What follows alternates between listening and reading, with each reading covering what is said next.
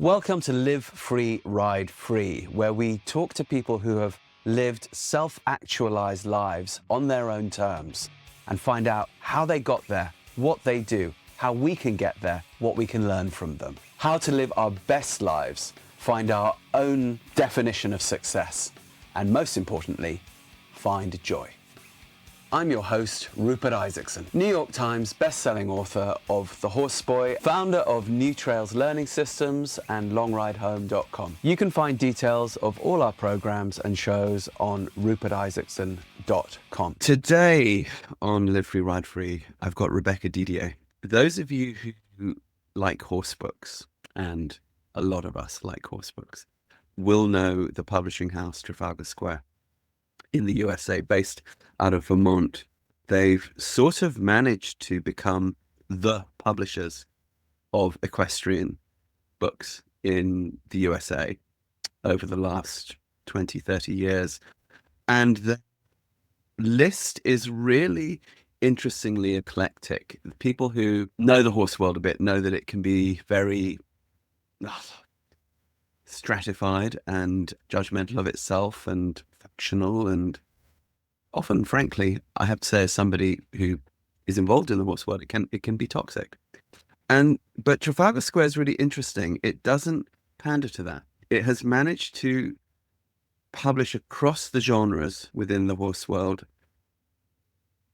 with an extreme sort of fair-mindedness, and really home in on some of the more humanly warm writers and people and trainers within that world, which means, of course, that the people behind Trafalgar Square are not constrained to only thinking about horses, despite the fact that they publish them. And Rebecca Didier, who's sitting here in front of me, looking like she's just stepped off the stage with Fleetwood Mac doubling for Stevie Nicks — everyone should have their own inner Stevie Nicks, I know I do — has been with them, I think, for over 20 years now, and has really shaped this really extraordinary end of the publishing world. So if you're interested in horses, if you're interested in publishing, if you're interested in story, if you're interested in how books get made, if you're interested in how to get your book made, if you're interested in the writing and co-writing and even ghostwriting process, you kind of want to know and listen to Rebecca. So Rebecca, thank you for coming on.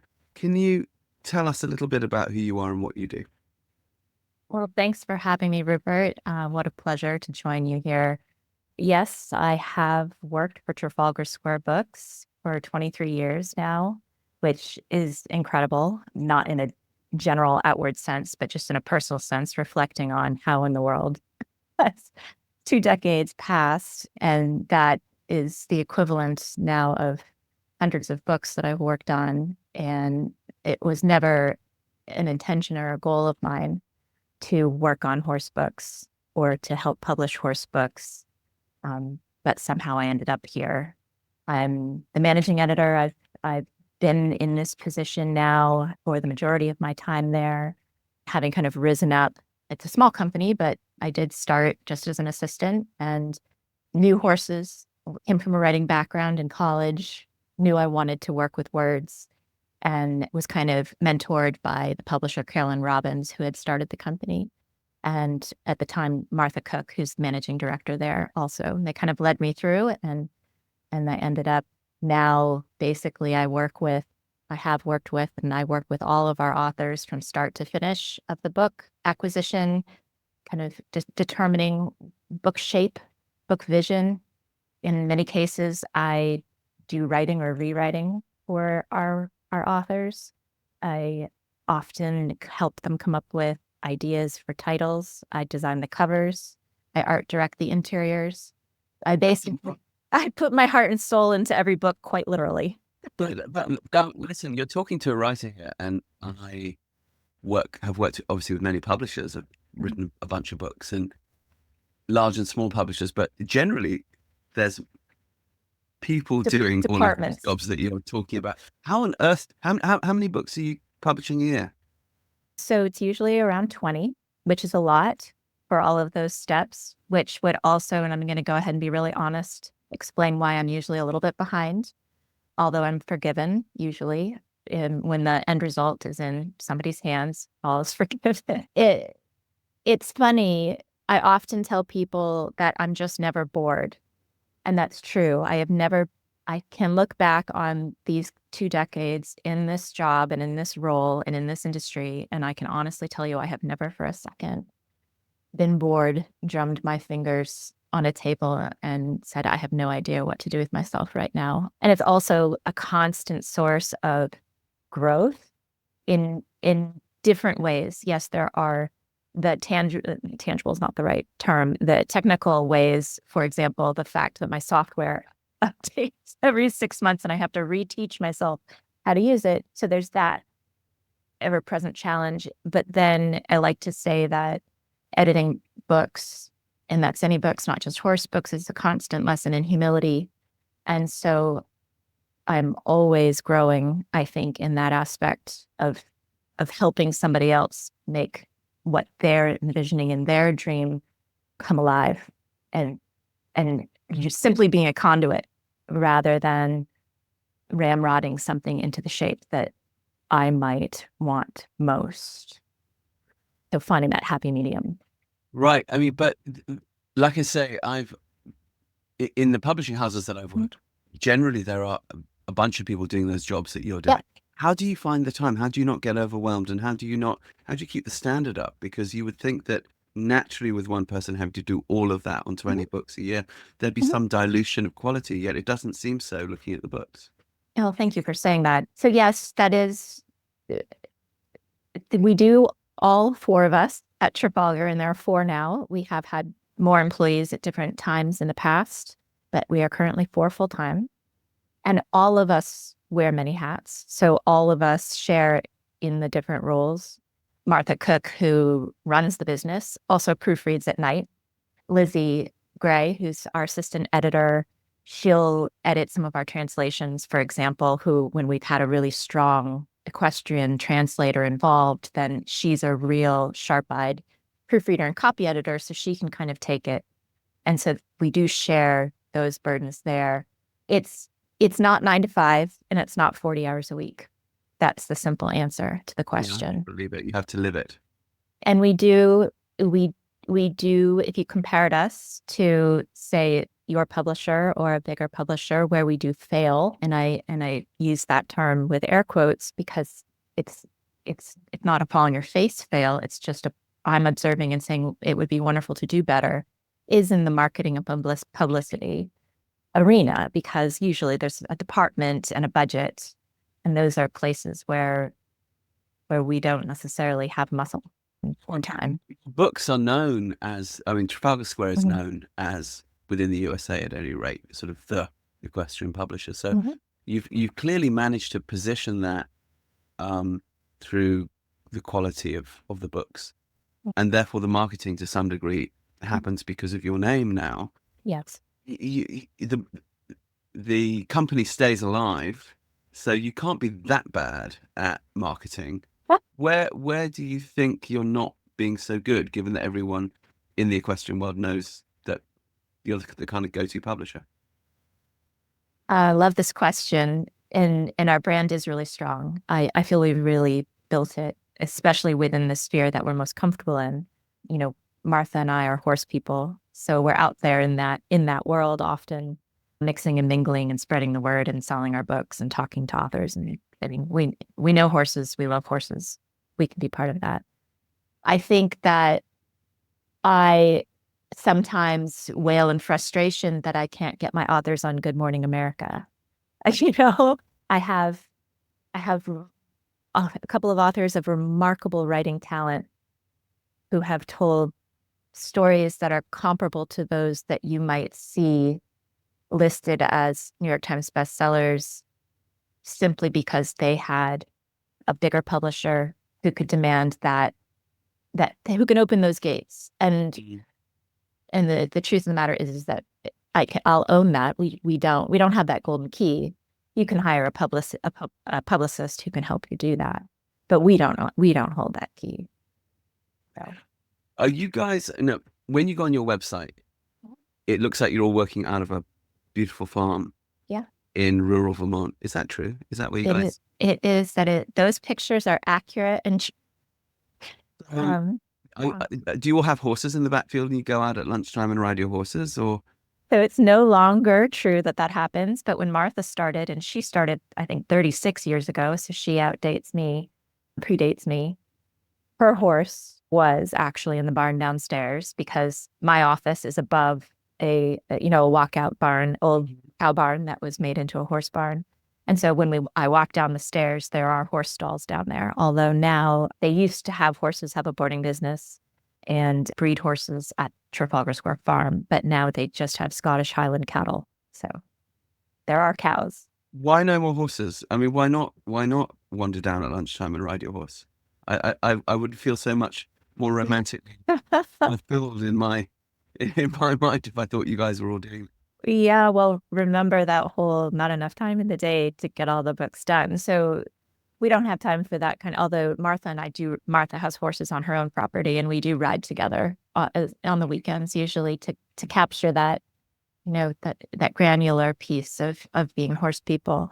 But really Carolyn and Ted, the publishers who originally had horses on the farm, they're just older now and they're in their 80s and they can't take care of horses at night and go down for nighttime hay. And there's just a point sometimes where horses in Vermont in the winter aren't fun. Yes. I've done horses in Quebec. Then you know. I know a little bit about this large white thing that gets physically between you and where you need to go. That they Frozen water buckets. They changed me as a child. Yeah. Mind you, here in Germany, where I'm interviewing you from, share of those too. Yeah. But when I'm breaking the ice on those things, I'm not wishing I was doing more of it. No. Although I can appreciate the beauty. All right, so look, tell us a little. Obviously, Live Free, Ride Free is about being self-actualized, and you guys seem that way in that you've together, created this brand, this thing that people really look to and trust for getting information, inspiration within the horse world. But let's take you back to your childhood. People often ask me when I'm being interviewed, how do you become a writer, or how do you become a storyteller, or, where did it begin for you? And, for me, it's like I can never remember a time I wasn't, but I can remember when I sort of made my decision to go, all right, that's sort of what I'm going to do, and being very scared about it. And then, taking that leap. Where were you born? Where were you brought? How has that brought you to where you are? Can you start at the beginning, please? I can. I was born in Sheboygan, Wisconsin, and I wasn't there for very long, just I think about a year and a half before my parents moved to Florida. And I was there for the first 8 years of my life. And most of those years that I remember, I was extremely distraught that we lived in a suburb in Florida where I couldn't have a horse. And I can't explain. It's like all the other stories. You hear them from people all the time. I can't explain why or where it came from. I literally lived in a tight neighborhood in Florida with chain link fences and little, Which your typical Florida? Deltona. Okay. Kind of New Smyrna Beach was my childhood beach. Because obviously parts of Florida are massively horsey. Absolutely. Mine was not, although there was when I begged. I do remember the first time I got to ride one, which was a pony on the side of the road on the way to New Smyrna Beach that was there for pony rides. And I think I was 3. There's a picture of me. And then there was a farm when I was 5. There was a farm that my parents took me to where I started to learn to ride horses. But in Florida, I have, before the memories of riding horses, I remember being at the library and being on the floor in the library, just pulling the books off the shelves and reading it right there in the library because I couldn't wait to take the books and check them out and go home. And then also hating it that I had a limit on the number of books that I could take. You strike me as someone that hates limits. It's true. I've been fighting them my entire life. But who are your folks? Who are your parents? What did they do? Well, my father at the time, he was working, when I was very little, he was working at a gas station. And my mother was a stay-at-home mom when we were in Florida. And then when I was 9, we moved to Vermont, which is where I call home. And usually when somebody asks me where I grew up, I will say Vermont because that's when my life really began, mostly because I got a horse. And my father he worked for one of the first microbreweries, which means something now. But back then it was like an oddity. He was Sure. How did he go from working in a gas station in Florida to a microbrewery in Vermont? That's a massive cultural shift. What yeah. what Well, happened? he was in the Navy, and he was a machinist in the Navy and very mechanical. And the fact that he was very mechanical and knew engines, farm boy from Wisconsin, that's why he worked in a gas station. And then the job at this tiny little microbrewery that was starting up in Vermont called Catamount Brewing Company, which was then bought by Harpoon, for anybody who knows anything about beer. Oh yeah, I know Harpoon. Mm-hmm. He was the 4th person hired, and he was their production manager, and he had to build the bottling line, which at the Okay. time was a Coca-Cola bottling line so the old glass bottles, and he had to refit it to work with beer bottles because that was before cans became a thing, and everybody drank their beer out of real beer. Beer came in bottles. Was your dad a craft beer dude? He was a beer dude. And then he did become, more of a connoisseur of. What year was this? It was 1987, 1986. And how old were you? I was 9. Is that right? I was born Were you 9 then? Yeah, 1986 would be right. I Was born was in I was 77. hiking across Zimbabwe and Botswana then, remember. So you were not drinking our craft beer. I was not. I was drinking London and Castle.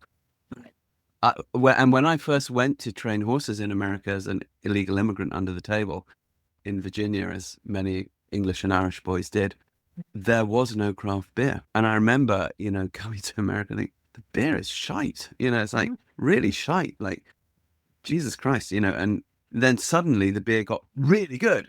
But it was only when I moved to California in, gosh, what was it, in the mid 90s, and then suddenly fantastic beer was everywhere. But I was very aware that there were these older East Coast brewing companies that had. So it's very interesting that your father was in at the birth of that. Yeah. Where did he go with this? Did he stay in brewing? Did he? He stayed at Catamount, which also was one of my first paying jobs and my brother's first paying jobs. Were you a taster? I made 6-pack carriers. Did you? They come all folded out. And so when I was in 3rd grade, because my parents didn't have childcare, they would bring us to the brewery and we would make 6-pack carriers and make huge pyramids of them beside the conveyor belt. And we were in there in the mix, and there was loud music playing, and the guys who worked on the line were having a grand old time back then. And beers and tattoos. Beers and tattoos. There's all kinds. This would take us. I mean, I could tell all kinds of stories about the old brewery days.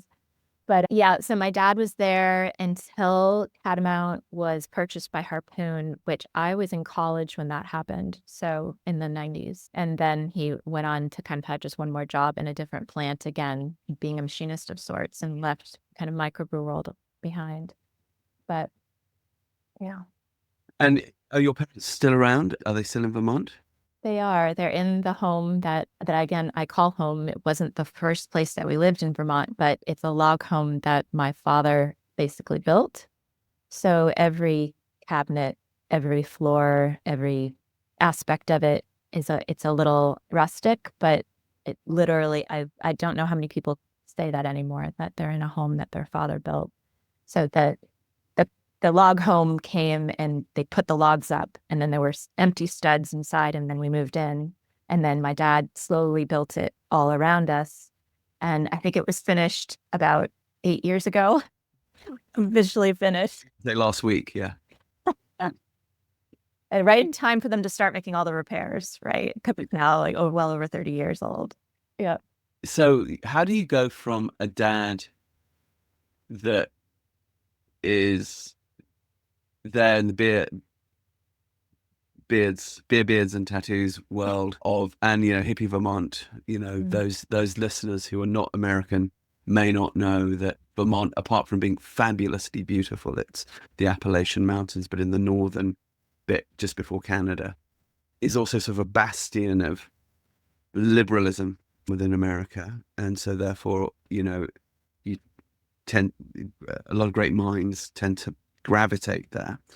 But how did you go from that to the sort of East Coast stick up its ass American horse that's what they would call the English riding horse world at any rate, Good. which I say with affection because I've been a great part of the stick up its ass horse world as well, and it's not without its charm, but it's not necessarily that brewery. I mean, so talk us through that transition. Well, it's something that I'm saddened by a little bit these days because I was just driving through the very northernmost part of Vermont this past weekend, actually, which is about 2 hours from where I grew up, which is far more central. And it used to be when you drove up there, the old farms, there were just black and white cows everywhere, Holstein cows everywhere. And it used to be like that throughout much of Vermont. And of course, now you do, and there just aren't any cows anymore. So that's just an example of the fact that I grew up in a time in Vermont where you could have animals in your life and not be fancy East Coast rich, stick up your ass. Oh, the stick up your ass also doesn't mean it has to be just people. I wanted to have a horse very badly, and there were horses everywhere because lots of people had them in their backyards, and lots of people still had farms. In fact, when we first moved there was a farm up through the field. I was 9, but I could walk up through the field and through some trees and get onto the property. And in 15 minutes, I could walk to this farm. And that's where I had my first work in the barn job. And I worked for lessons. And that's how I got my first pony, is that because I worked there for so long and I worked very hard, the woman gave me her pony that I was taking lessons on. But I had a very rough and ready, horsey youth. I was a 4-H'er, so I was not in pony club, which was the fancy people. I was with a bunch of other kids who had the cast off backyard. I bought all my tack at the resale expos that were in some of the neighboring towns at that time, the tack swaps. I had rubber boots and used helmets. And I remember painting, and I sewed. So if you've seen monogram saddle pads, and going to my first 4-H horse show, I really wanted a monogrammed saddle pad. And so I made one myself by cutting out material and then sewing it onto the used saddle pad that I had. So it was very rough and ready. I'm very grateful that my parents were willing to do what they could to enable me to have horses. So basically that meant anybody who said, here, you can have a horse, they knew little enough to say, okay, it's free. And then we kind of figured out how to get by from there. So I had a lot of castaways that were my horses. Kept at that farm up the road. No, they eventually moved to that wonderful log cabin, which was on 15 acres. But the blessing for me was that at the time our neighbor had 80 acres and most of it fenced. And they became kind of benefactors in that they said, horses are good for kids and being outdoors is good for kids. Have horses and put them in our fields. So having that, meaning you didn't have to hay all summer long. I had lots of grazing for the horses. It made it possible. So. And then, I mean, this sounds not dissimilar to my upbringing where, if you come in from the non-moneyed end of horses, you very quickly end up on the professional track because that's sort of, you end up with the cast-off horses and you can do a good job with them. So people put more of them in front of you and then At what point did it start to become doing it for a living-ish? Well, I wanted to quit college. So I was pretty serious about riding. And in high school, I was beginning to be recognized as pretty good. And I had... What disciplines were you riding in at that point? Eventing. I was crazy for it. Remember that no limits thing? There's nothing like galloping over crazy big solid jumps. It is Reaching to the converted. Exactly. I grew up in Leicestershire. The average size of hedge is 2 meters, and it's just the best. Just go. Yeah. So I was pretty convinced that I wanted to give a shot to be a rider. But I was a really good basketball player. Where were you So at college, by the way? St. Lawrence University, which Which is is up in upstate New York, a little liberal arts school up there. And I ended up going there. I had interest in my basketball skills from a number of schools, but I really wanted to be able to ride horses too. And so I knew I wanted to go D3 because I wanted to be able to do two sports that were in the winter. And the only place I could do that was a D3 school. And what school? St. Lawrence University, No, but a D3 you said, or Division 3. So there's different divisions, like size of school. So the bigger the school, the larger that would be. Division 1 would be your biggest schools with the biggest sports teams. Division 2 kind of in the middle.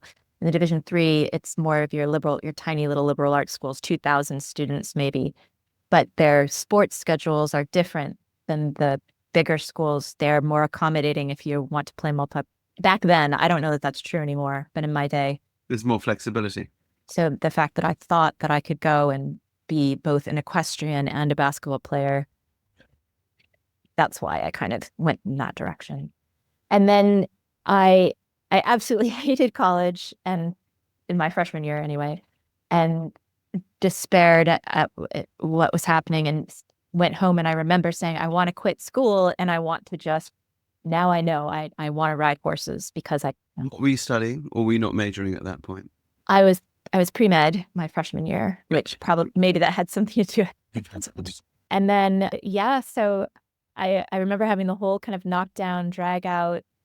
There was a particular horse that I had been riding in the summers who was really talented, and I wanted to get this horse somehow. And I thought, if I just quit school and put everything into bringing this horse along, I can become, I could become a real rider and do this for real. I'm good. And my parents, thank God, said, absolutely not going to happen. You need to finish school. And then if you want to do horses, you can. And then I promptly went back to school and ended up quitting the equestrian team because it wasn't working out. So, I mean, they knew that whatever that decision was, that wouldn't have been the right decision at that time. Maybe they didn't know it, but their instinct was right to become a doctor. So you went back and finished school, but what did you finish? I finished with not creative writing, English writing major, philosophy minor. Different to medicine. Yes. Well, I had all my prerequisites done my freshman year because, of course, I was pre-med, and you had to be really, you had to attack it. And so that meant beginning my sophomore year, I could basically take anything I wanted. And the only courses I really wanted to take were philosophy and English. And I kind of exhausted, both those departments while I was there. And I did a semester abroad at away at American University studying journalism, because I then also thought maybe I would be a journalist. But it was all very focused in space. Well, I said abroad, but I didn't mean that. Washington, D.C. Oh, okay. American University. You said American University. I thought, isn't that in DC? Yeah. Yeah. Okay. Yeah. So, but hold on. You Yeah. haven't talked at all about English and writing and storytelling in general. You've talked about eventing, and then suddenly going pre-med. So where does a girl that likes to ride over fences, thinks she wants to be a doctor, decide to go for story? There's something earlier than that, I think, that we've overlooked. Well, I'd always been a good writer. I'd always written stories. I had Start writing stories. When I was a little girl. I have poems my mom kept from grade school. We had the class paper the mimeographed. We called it mimeographing back then. The copied class newspaper, and I would be the one who wrote the little short story that appeared in it. And was that from your mother, storytelling? No, she was a big reader. And my grandmother was a very big reader. And I think that's where the love of reading came from. And then I was attracted to good writers as a young person. And somehow, somewhere in there, I always remember, is making up stories the right way to put it? I just always remember imagining, well, what if there was this person and this person did this person and this person did this thing and then that happened? Wouldn't that be interesting? And what would that look like? Like, that's like how my brain works. And it's funny because, it's trite to say the book's always better than the movie, but for me, it always has been, because I especially if I I've don't think read, that's right to say. I think it's fact. I mean, because if I've read the book, I've constructed the whole thing. I mean, that's how my brain works. And that's why I don't do audiobooks, fiction at all. I get really pissed off because whatever they're doing with their voice to be a person is not at all how I imagined. It's just I'm very particular with how I've kind of created a scene. did your mum read to you? Or Yes. did you? And what were the seminal books that stand out to you from your childhood? Well, I always loved animals. And I always loved horses. So it's funny, I remember very clearly two books from when I was really little. One was called Fritz and the Beautiful Horses, which is an incredibly beautifully, it's probably speaks to my love for art as well, incredibly beautifully illustrated. And I want to say the author was either Russian or Ukrainian, or there was something about the artwork that was that felt very like Eastern European, or was gorgeous. And I remember it and the storyline so clearly, but it was read to me first. And then there was another one that was called The Girl Who Loved Wild Horses, and that's a Paul Goebel book. And, so it was this whole Native American story of a girl who turns into a wild horse so that she can be with the stallion that she loves, there's a weird connotation there. But when I was a child, For children. I just thought it was magnificent. Yes.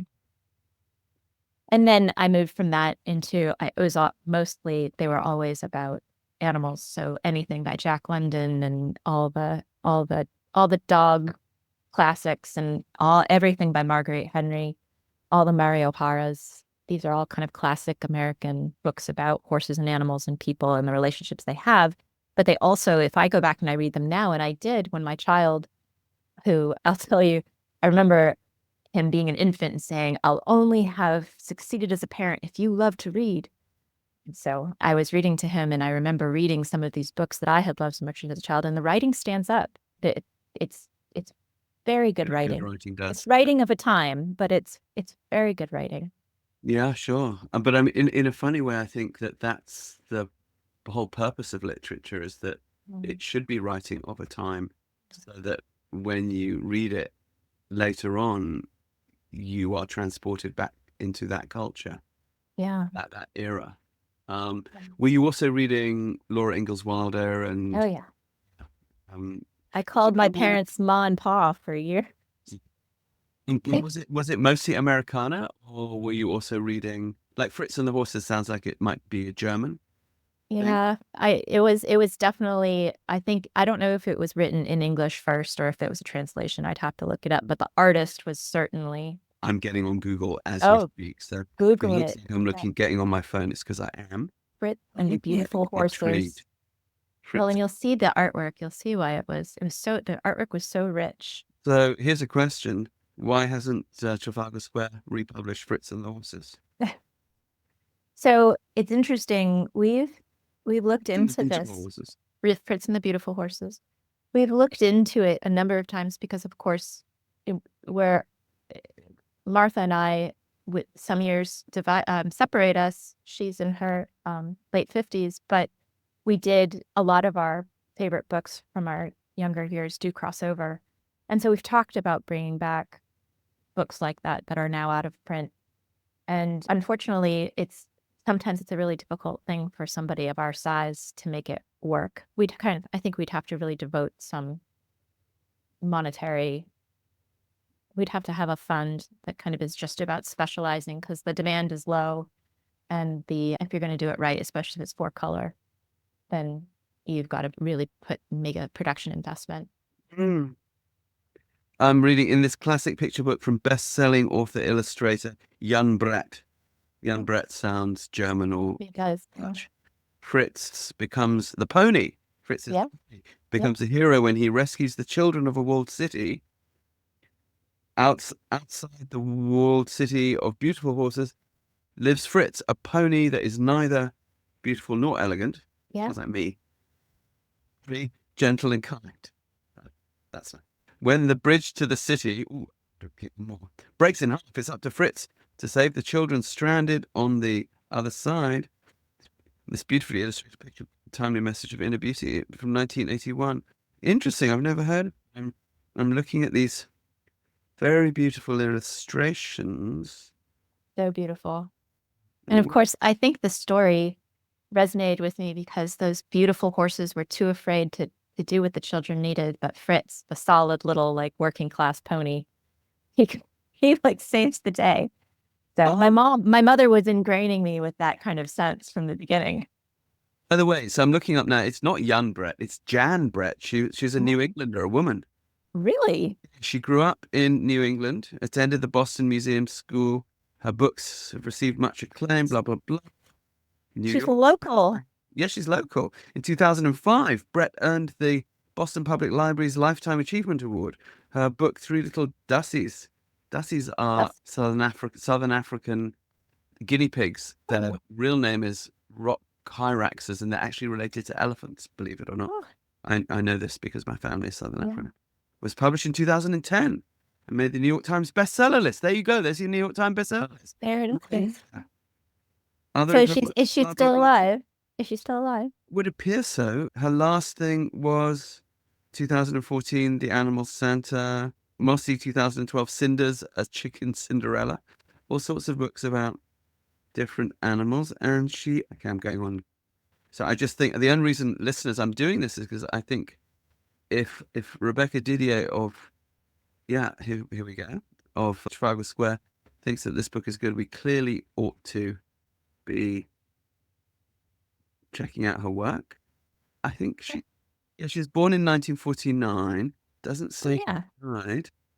She's like my mother's age. So I clearly need to find her, and I need to express my adoration for that book and how I can picture the pages I read it hundreds of times. Loved it. Okay. Well, maybe we should get her on the podcast. Yes, I think you should. And the BPL, to be included. It was published by Houghton Mifflin. So, I mean, that was obviously a big publisher. And yes, her setting for Fritz and the Beautiful Horses was Salzburg, Austria. So. Okay. But it doesn't say she's died. So I suspect she's still out there and you can contact. Good. Glad we sorted that out. Yeah. Fan mail to come. Okay. So you grow up with these beautiful stories and then you're at university and you say you dropped out of the riding team. So you were on the riding team there. Why did you drop out? Why didn't you like it?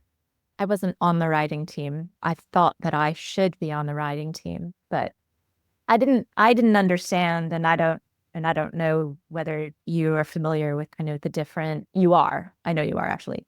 So most college riding teams are equitation over fences and hunters, and I was a scrappy little Vermont event girl, very extremely different worlds. And I didn't understand that because I'd never seen a hunter over fences in my entire life. So I went and I tried out for the equestrian team thinking that I'm really good and I can leap over anything.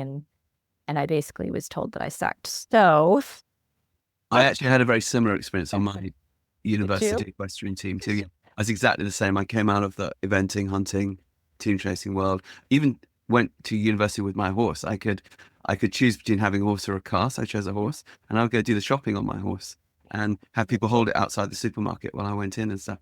Yes, they didn't want me on the equestrian team either. Oh, see, we're bonded by that. So yeah, I stopped walking through the snow, carrying my riding boots to the barn, and at the time I was still playing basketball. But then that kind of ended my sophomore year because I blew out my knee. I tore my ACL. So when those two ways of identifying myself were, I'm not going to say they were taken away because that makes it sound like somebody was intentionally saying you don't get to have that. It just happened. But those two things happened, and that was how I really had constructed myself as a person. I was an athlete, and these were the two things I was good at.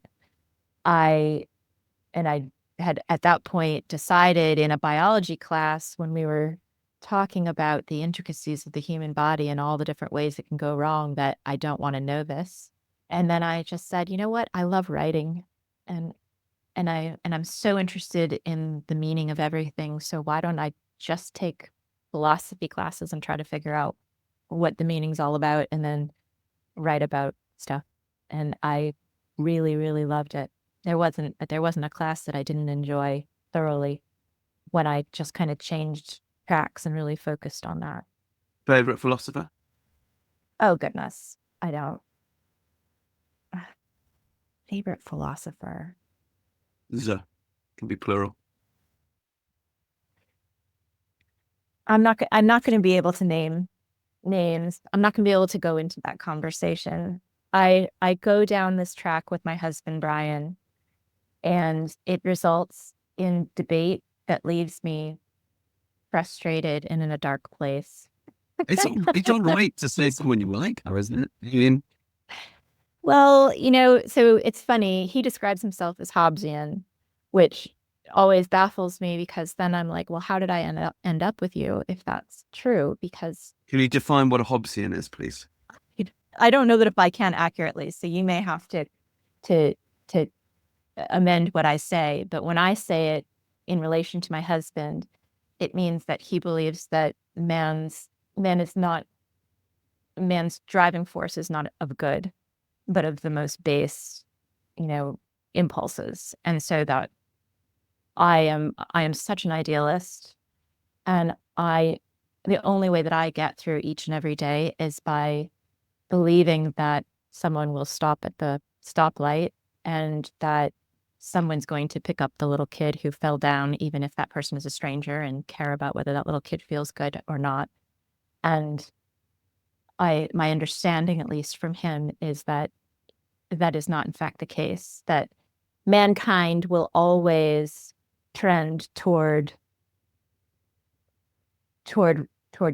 violence and toward ego and toward greed because that is who we are. There's always some bastard out there who... It's interesting. I mean, Hobbes is interesting for those listeners who are not familiar because he's deeply pessimistic. Yes. Comes across as a cynic. Now, we all know that the people that like to cast themselves as, oh, I'm such a cynic and I'm such a realist, I'm such a pessimist, they're actually all the biggest romantics. And they're just so deeply uncomfortable with it and embarrassed by it that they have to get this veneer, And what's interesting about Hobbes is he's writing in the 17th century, right? Yeah. In England, which is through the time of the Great Plague and all of that. So, and he lives to be 94. What? So, but you can sort of see in a weird way, though, why? Because what was going on in England at that time was, of course, he was born in 1588. Mm-hmm. He lives into the 1670s. So he sees this. Well, he doesn't see because he's a baby, Mm-hmm. But Elizabeth is still on the throne. Shakespeare is writing. But by the 1588, so if Shakespeare's writing around 1601 to 5 sort of thing, then he would have been aware of that. And then what happens is, of course, after Elizabeth, King James comes on the throne. It's witch burnings and it's superstition. Mm-hmm. And then shortly after that, it's the English Civil War. They cut the king's head off, but they kill off a large proportion of each other. The English Civil War was not gentlemanly at all.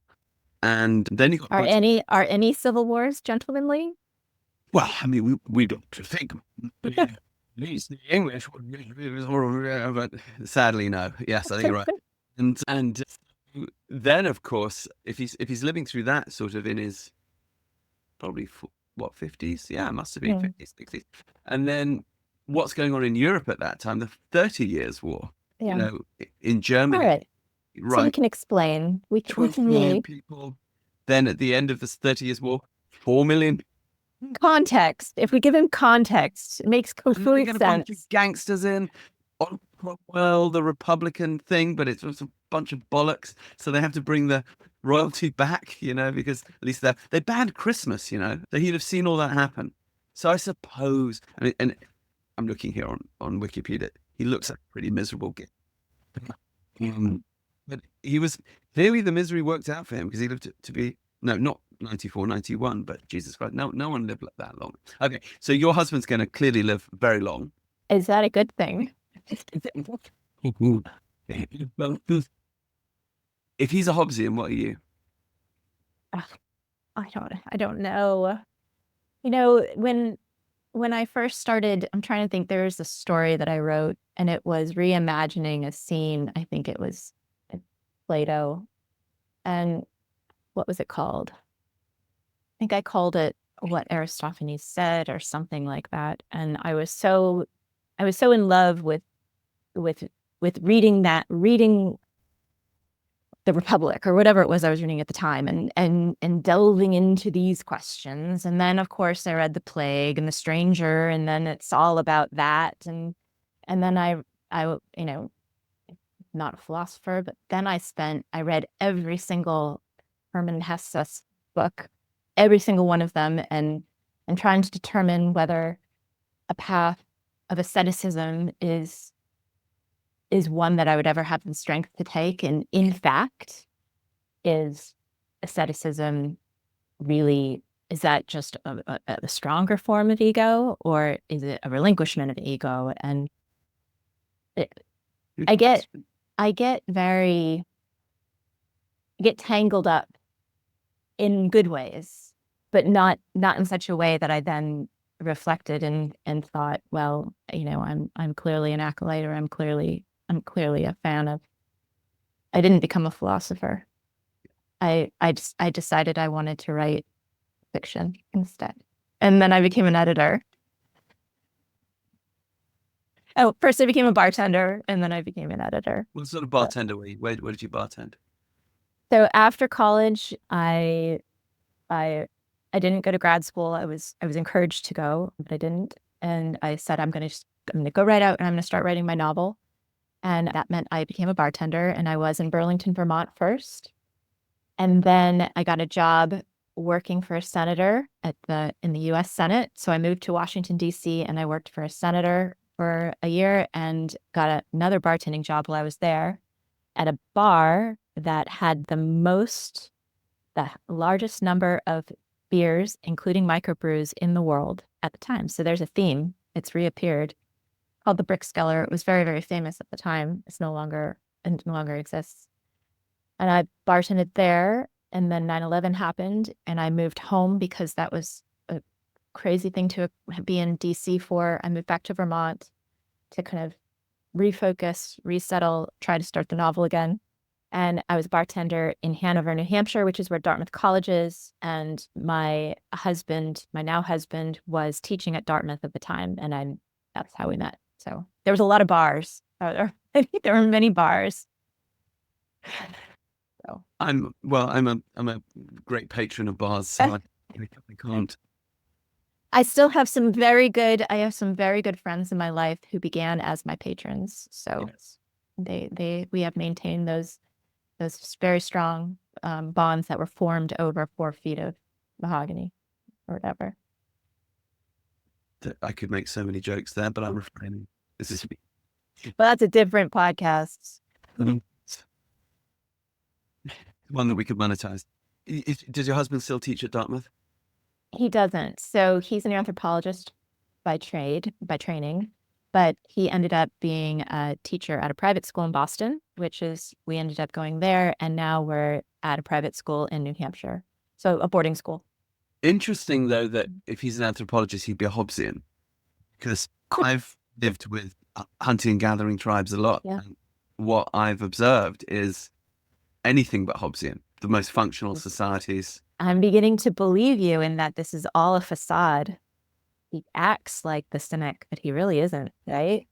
Believe me, all of the people that love to fly that cynic flag, it's just that they're total romantics. Yeah. Interesting. They just, it's this sort of Tom Waits, Shane McGowan of the Pogues type, 2 of my favorite artists right there. Yeah. That's remarkably Waitian, and you looked a little McGowan, like, in that facial. Right. It was a tease, yeah. But actually, they're all songs about love and, loss stuff. Yeah. Okay. So then you've got a novel that is trying to be born, and you've gone back to Vermont. You're married to an academic and a teacher. How do you end up with Trafalgar Square? Where does that happen? It was from the time when there were ads in the paper. Ah.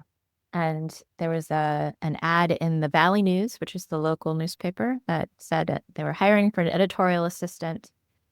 And I can't remember exactly, but I actually think that it didn't even specify that they published horse books. I think it just said it was a publisher and that they needed an editorial assistant. And I thought, oh, I qualify for that. And I'm tired of being a full-time bartender and it's time because the novel is unborn. And so I don't know I think I figured out before I left for my interview that I had a copy of Centered Riding, which my parents had bought me in 1986, which is the year after it was Listeners who published. don't know Centered Riding by Sally Swift, it is still a milestone book in the sort of annals of the culture of what we would call English riding in Western civilization. It's made a big impact. Millions of copies sold, 19 languages. How many copies were sold by it? Millions worldwide. It's over 1 million in the US and well, maybe not millions worldwide, but well over 1 million worldwide. And if you're not 19 horse languages. even if you perhaps are as a listener, the reason it sold so many was she was one of the first people to sort of bring the idea of imagination and sort of that sort of sports psychology, but not just imagine yourself winning, but imagine you're a tree. Imagine that there's a flock of geese flying out of your head and it's somehow connecting you with the clouds, but it kind of works. Yeah. These visualizations helped people to really connect with the movement of their horses and balance themselves and center themselves on a horse, which, as we know, can be the difference between life and death. So, well, and just as you're saying this, I'm thinking a little bit about the fact that those visualizations, that was probably at the very beginning of riders really starting to allow themselves to connect with their horses on emotional and psychological level. Before that, sure, there were people who were making strides, but it was still very mechanical. I remember being taught, and it was all that traditional sort of teaching, and the horse needs to listen and give him a smack if he's not, and all of the old school sort of we're the boss, we're the leader, and then you hold the right position on the horse. And with Sally's book, yes, it was focused very much on the rider, but it's almost by bringing that sort of meditative quality to the rider that allowed an openness to occur that maybe made us more in tune to the fact that horses are a whole heck of a lot more than, just a riding machine.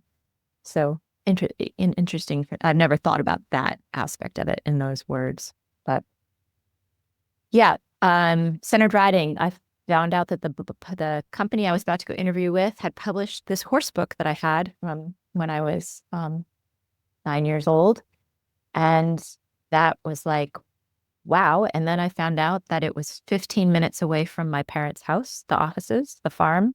Literally, you drive down a hill, across a river, up a hill, and there's the farm.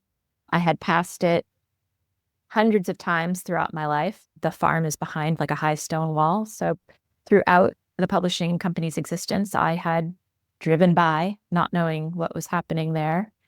And then when I came, they also informed me, oh, well, Jane Savoy is one of our, top authors. And I had groomed for Jane for 2 summers. So tell us who Jane Savoy is. Jane Savoy, she passed a couple of years ago now, but she was a dressage rider and trainer. She made the reserve team for the U.S. it would have been in the early 90s. And she became very well known for being one of the first kind of motivational speakers within the sphere. Her first book that Trafalgar published was called That Winning Feeling, and it really used all the sports psychology tidbits from other sports and brought them into the equestrian realm. So again, it was kind of like Sally Swift. It was the first time there was cross-pollination. and equestrians thinking about riding and the sport of riding in different ways rather than just the traditional sense. That's kind of where Trafalgar has made its mark, is pushing those boundaries and making us think about horses and horse sports in slightly different ways. So, yeah. Okay, so you get a job with them. Mhm. Are you immediately like, yeah, this is home. This is where I need to be? Well, when I first started, you may or may not know this about the company, but it was Trafalgar Square Publishing at the time. Now it's Trafalgar Square Books, and it was the top distributor of British books in the US. This was kind of, Amazon was just coming into its own. So British publishers who needed a point of contact for distribution of their titles into stores needed a port of rest. So there's a cow barn that is a warehouse, and huge trucks would come in with pallets full of British. How did that happen? The publisher, Carolyn Robbins, is British, and she and her husband were married in Trafalgar Square in London, which is why, hence the name of the company. And she grew up in publishing. She was in publishing. Her dad was in publishing. So they had connections, and that led to kind of this opportunity for them to provide this distribution service out of their Vermont farm. They were both in New York at that time. And so there were 36 people on the farm, a lot of them in the warehouse at that time. And we also had a lot of craft books as an offshoot.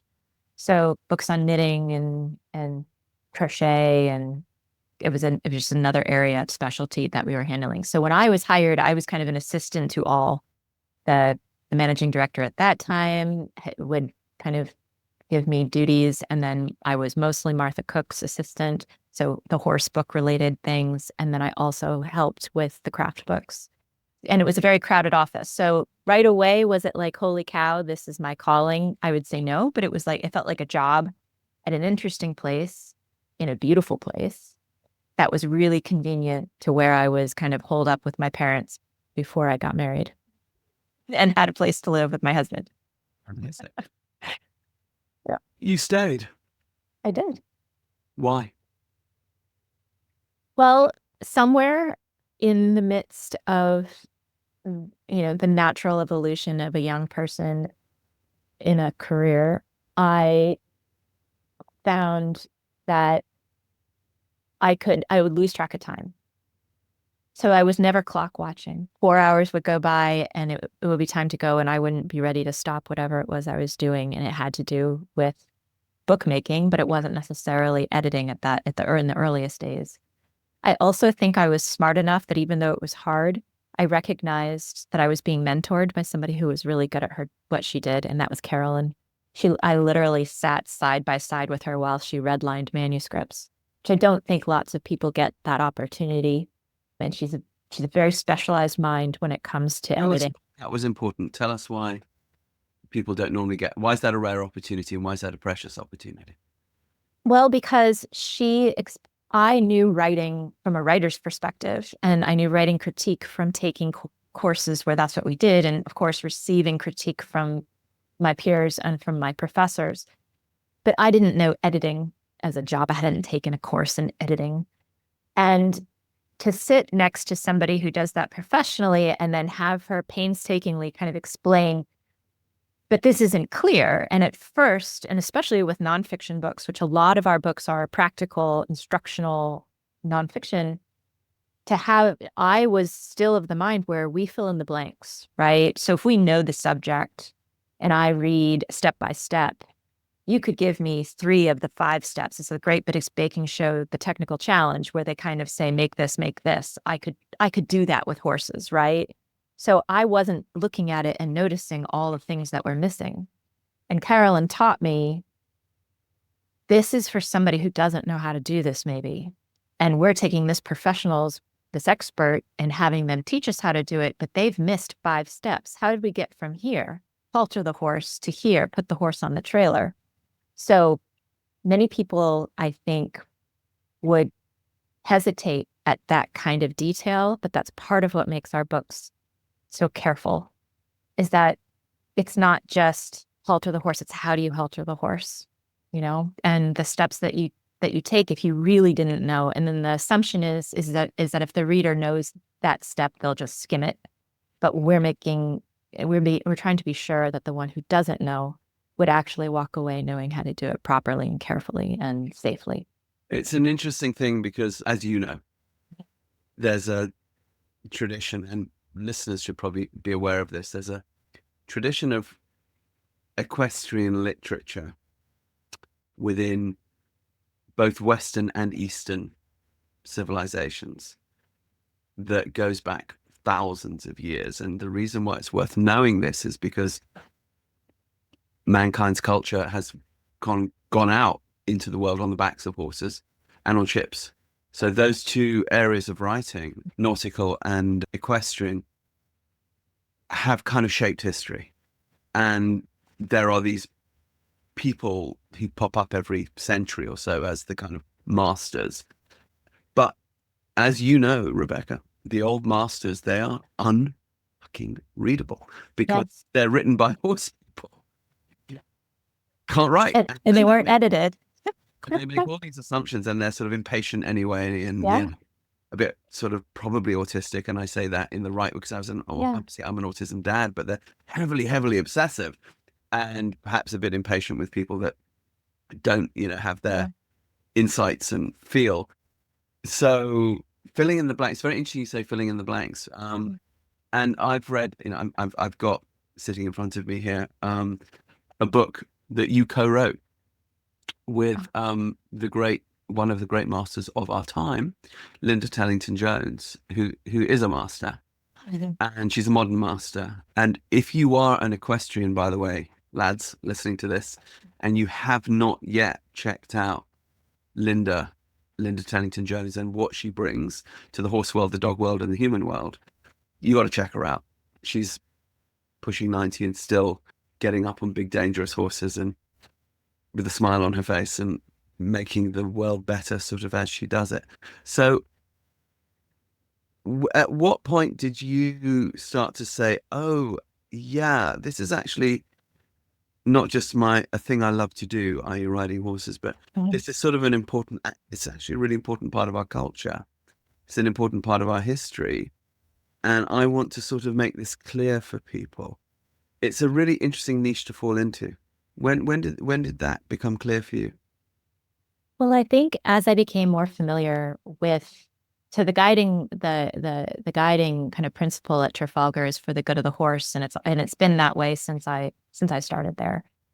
And the idea that not only are we looking to publish books for people who love horses and or to be about horse sports or horse care, but also to help further understanding and mold a better life for horses and animals, and also the people who are around them and involved with them by making them safer, and which I think is the result of a better understanding.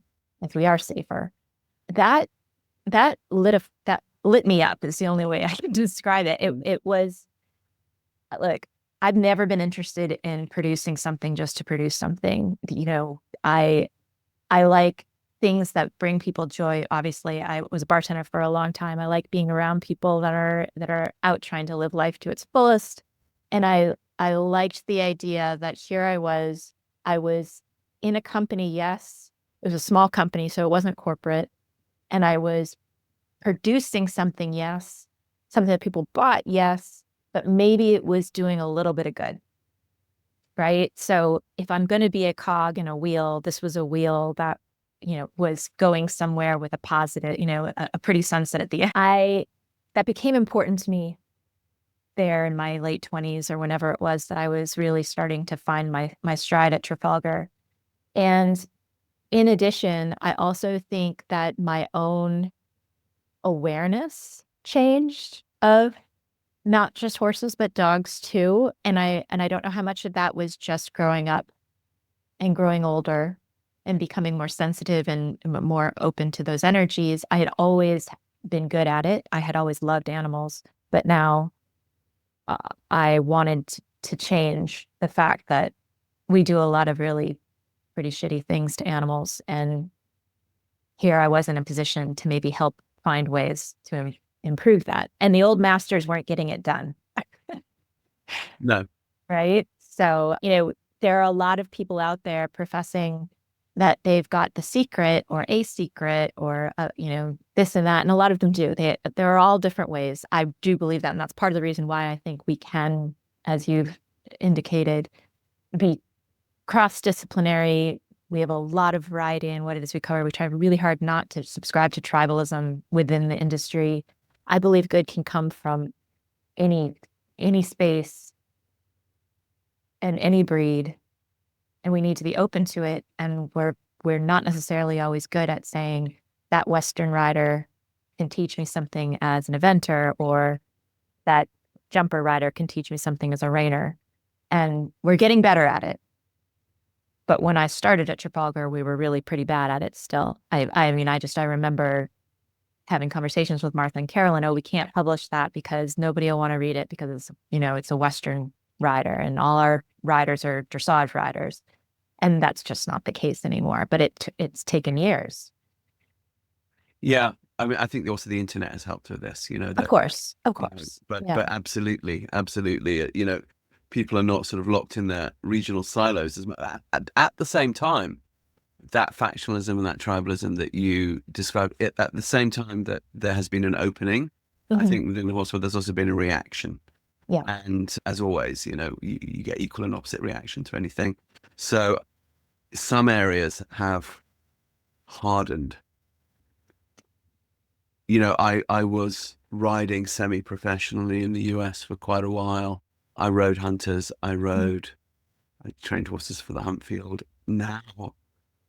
And then I fell through, therapeutic riding into this weird dressage thing.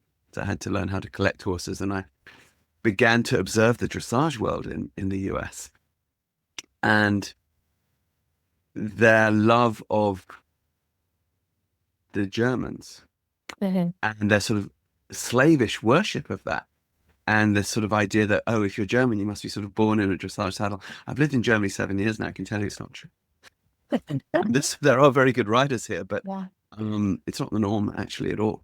And the sort of rigidity with which certain sectors of the horse industry have sort of almost calcified, and become hostile and so on. I observed this, as I sort of began to enter the dressage world and frankly the therapeutic world. And I sort of thought, why? Because I'd grown up as somewhat of a multidisciplinary area. I mean, okay, fine, area of England I grew up in was hunting, eventing, so that's sort of what you did, but you were totally open to other things from other places. But I also observed the same thing in the Western world. I observed a kind of well, we don't hold with that kind of, East Coast bullshit. It's like, well, it's not bullshit. Actually, these East Coast riders are very good and they know a lot. And why are we pretending that, I mean, the horses don't give a shit. Yeah. They don't. Or riding a bit, just want to have a nice time and be treated well.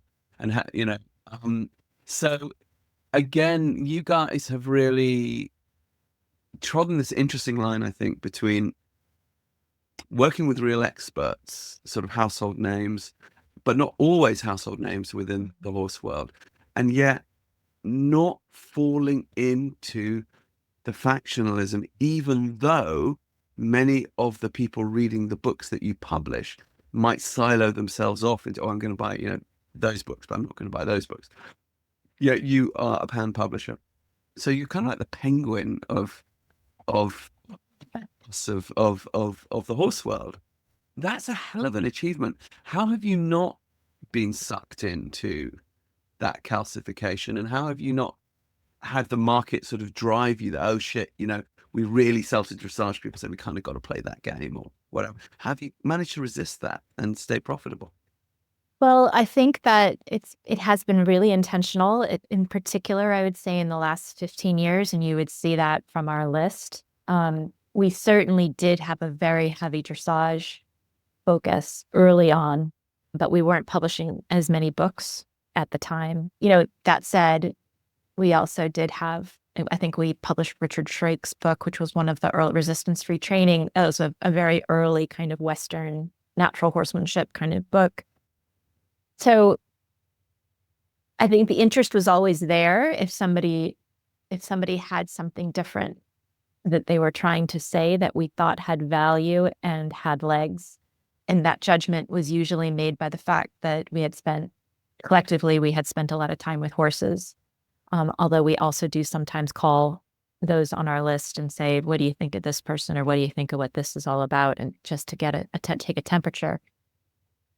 I personally feel that I've really fought for this, especially in kind of expanding those we publish who are Western, and again, air quotes, but from west of the Mississippi or from more horsemanship background, trying to ensure that as a publisher, we're an equestrian publisher. And that means that I want people to open up our catalog or go online and recognize something that makes them feel at home, because if they recognize one thing that makes them feel at home, then maybe they'll check out something else. So if the Western book brought you in, but then you buy Horse Brain, Human Brain, that book is it's cross-disciplinary. That's just about knowing more about the neuroscience of horsemanship. So then I've succeeded.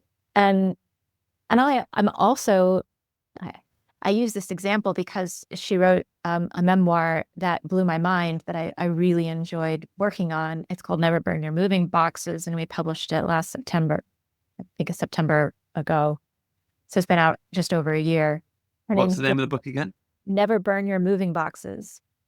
By Jolyn Young. Gillian Young. Jolyn Young. Yep. And she's literally a cowboy wife. And you wouldn't think anything, how's that different? We all seen Yellowstone. We know the reality TV show and the romantic concept of what this life might be like. But she wrote the grittiest, most honest story of her early marriage, like kind of young adulthood, early marriage, children, having 3 children, and just trying to figure out being a woman, a wife, a creative individual, 4 hours from any town in the middle of the desert with no power, no cell service, because this lifestyle really happens. And for me, working on that book I would say, feeling like I'm a parallel to a degree. She's younger than me, but we're both creative individuals. We're both women. We're both mothers. I think she's a powerful person. I hope I'm a powerful person. I was moved to understand more about living in that part of our country, and we live in a really big country. I suddenly felt like, oh, I get it. I guarantee you we vote differently, but I get it. I understand her. I understand why that's important to her, and I understand why she made that choice there. And in editing a book like that, where I had, my East Coast kind of political correct urges to say, we can't do this, we can't say this, I need to fix this, and learning to restrain that and say, this is an authentic story, and we're learning something if we read this truly as she portrays it, and she writes beautifully, and it's good. I think it was really important for us to publish that, because it took us away from what people might expect, and it helps us all grow. If somebody walks in and looks for Jane Savoy's book, but then finds Jolyn's book, I've won. Right. What am I winning? I've succeeded.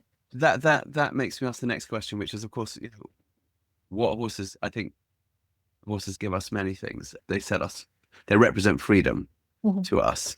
If we're lucky, they set us free. If we're unlucky, we end up in a cage of being shouted at by a horrible riding instructor. Nonetheless, it represents that to us. So in many ways, they're healing, but also, unfortunately, they can also represent power, because they give you power, right? So horses, you can project your ego through horses very well, and they make you bigger, stronger, smarter, more beautiful. And then you get off them, and then you're just a little monkey again. But you can believe for a while that this power that the horse lends you, it's an illusion. But what horses really do, I feel, is that they connect us with nature. They are nature. They are the ocean. They are the land. They're it all. And I've been reading a bit about what Trafalgar Square is going to next. So nature writing in general. Talk to me about that, because that to me is exciting. I'm a consumer of nature writing, and some of my friends are great nature writers. Are you moving in that direction? And if so, how? And what should we be looking out for? Well, I actually just finished editing a new memoir. I might describe it a little bit as nature writing and a lot as a love story, and then quite a bit about horses. It's called To Borrow Freedom, and it's by Sheila Greenfield. Sheila Greenfield, To Borrow Freedom. To Borrow Freedom. Yep. And I've had a number of very remarkable experiences as an editor that someday we can delve into. This one is remarkable because I've had to edit her book after she passed, but it was her wish that it be published, and her husband is working with me, and it will come out. She passed this past spring. What's it about? So she and her husband ran a travel destination trail riding excursion place in the southwestern coast of Portugal. Very, very beautiful. I don't know if you've been there. I sadly have not, but I'll actually be in Portugal tomorrow. well, go there. It's I'm fresh off editing it with a very light hand, I might add, because she could not work with me directly, but the ways that she is utterly in love with where she is physically in the world, the way she describes dunes or a white stork or the shade of the ocean or a little bird who's fallen out of a tree, the glinting eyes of a wild boar in the dark. She pays very close attention to all the aspects of nature that made that place for a period of time in her life the best place to be. And she explores a lot of different themes. I think it's mostly a love story to her husband, which will make me feel very emotional talking about it. But she has, and it's not perfect, but that's the beauty of it, because what really is, she has explored delving into and telling us a little bit about what makes this place so precious to her. And that made me feel like not only am I drawn to it in a it's transporting me via this book and these pages, but I'd actually like to go there. And so that's the very best kind of nature writing experience. To give you that sense of place. But,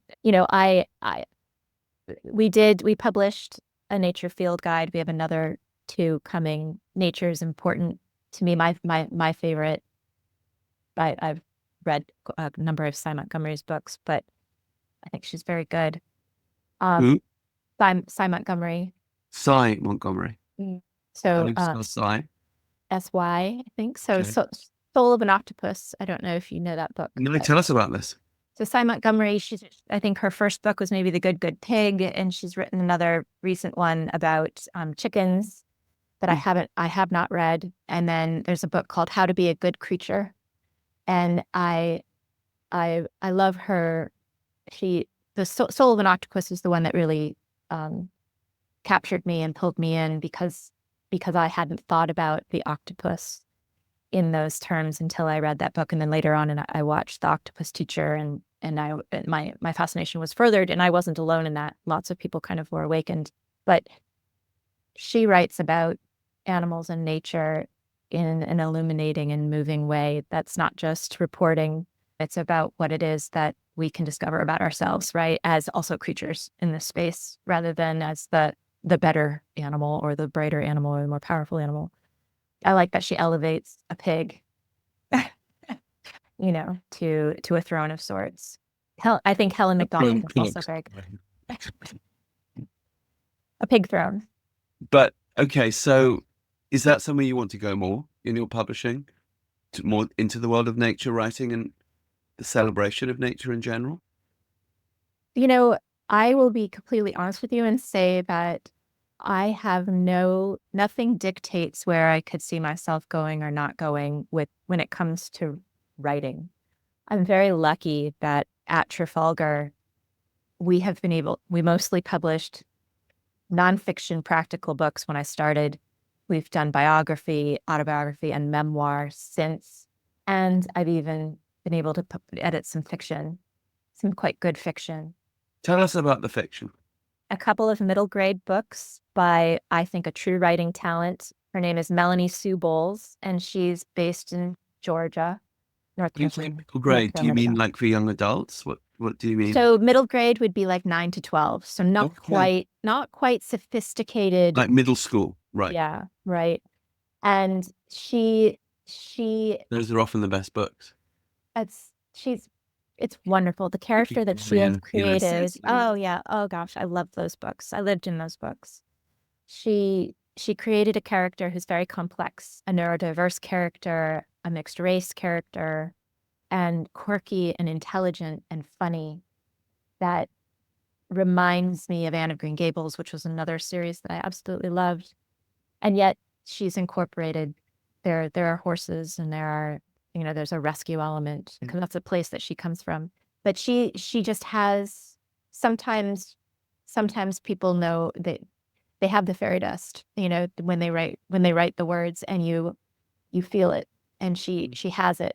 She's Melanie Phillips. Melanie Sue Bowles. Okay. Melanie Sue Bowles. Bowles, Balls. Bowles. Oh, Bowles. Bowles. Melanie Sue Bowles. Bowles. Bowles. Yeah. Right. Give us a title to start with, to kick off with. The first book is called Liberty Biscuit. Liberty Biscuit. Yeah. And the second book is called Little Pearl, and they go together. Yeah. Okay. Yeah. Wonderful books. And are they set in Georgia? They are set on a Georgia peach farm. Okay. Yeah. In a time that you really can't, you're not quite sure. It's definitely not modern times, but you can't really tell which decade. And that was intentional, just to try to remove that need for everything to be on an iPhone. Yeah. Yeah. Very interesting. So what makes a good book? Well, it depends on what kind of book we're talking about. No, it doesn't. When we're talking our instructional books, I'm always now looking for that little twist of delivery.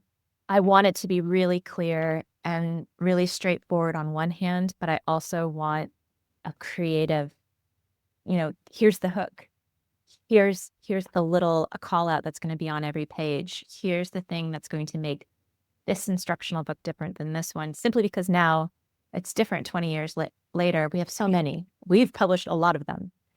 So what's the thing that's going to deliver this in a slightly different way?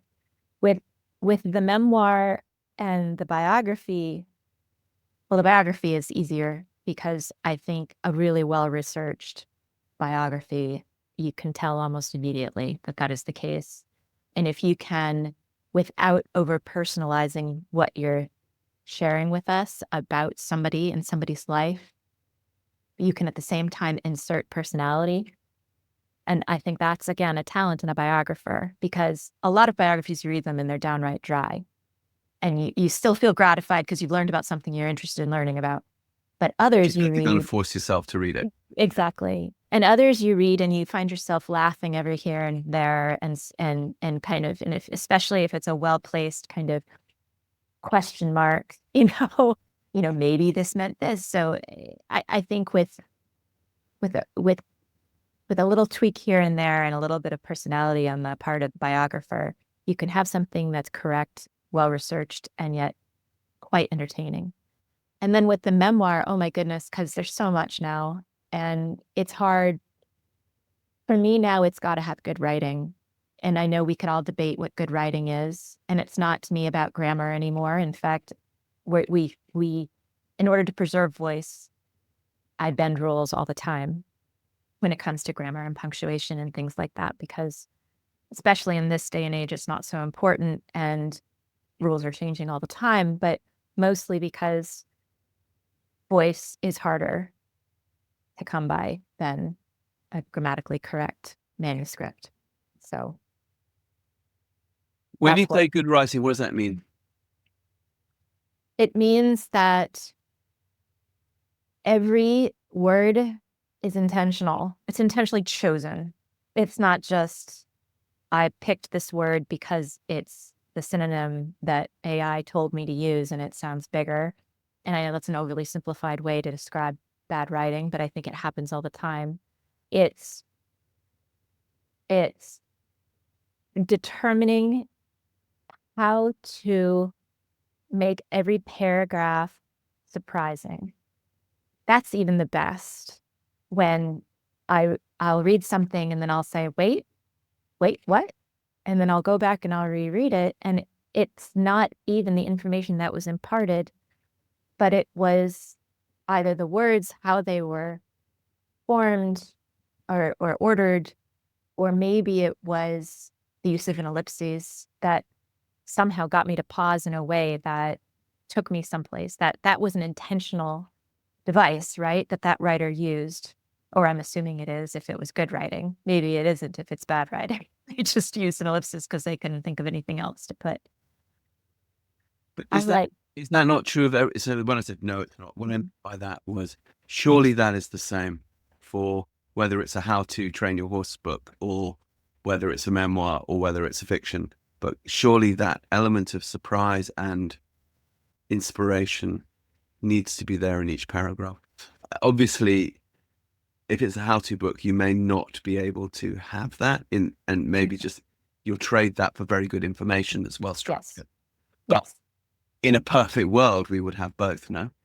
Absolutely. Oh, absolutely. I do agree with that statement. But I also have some I know I would hand in my direct to customer experiences when I actually am standing there in a physical kind of selling, and I would hand somebody a book and say, I think this is a very good book.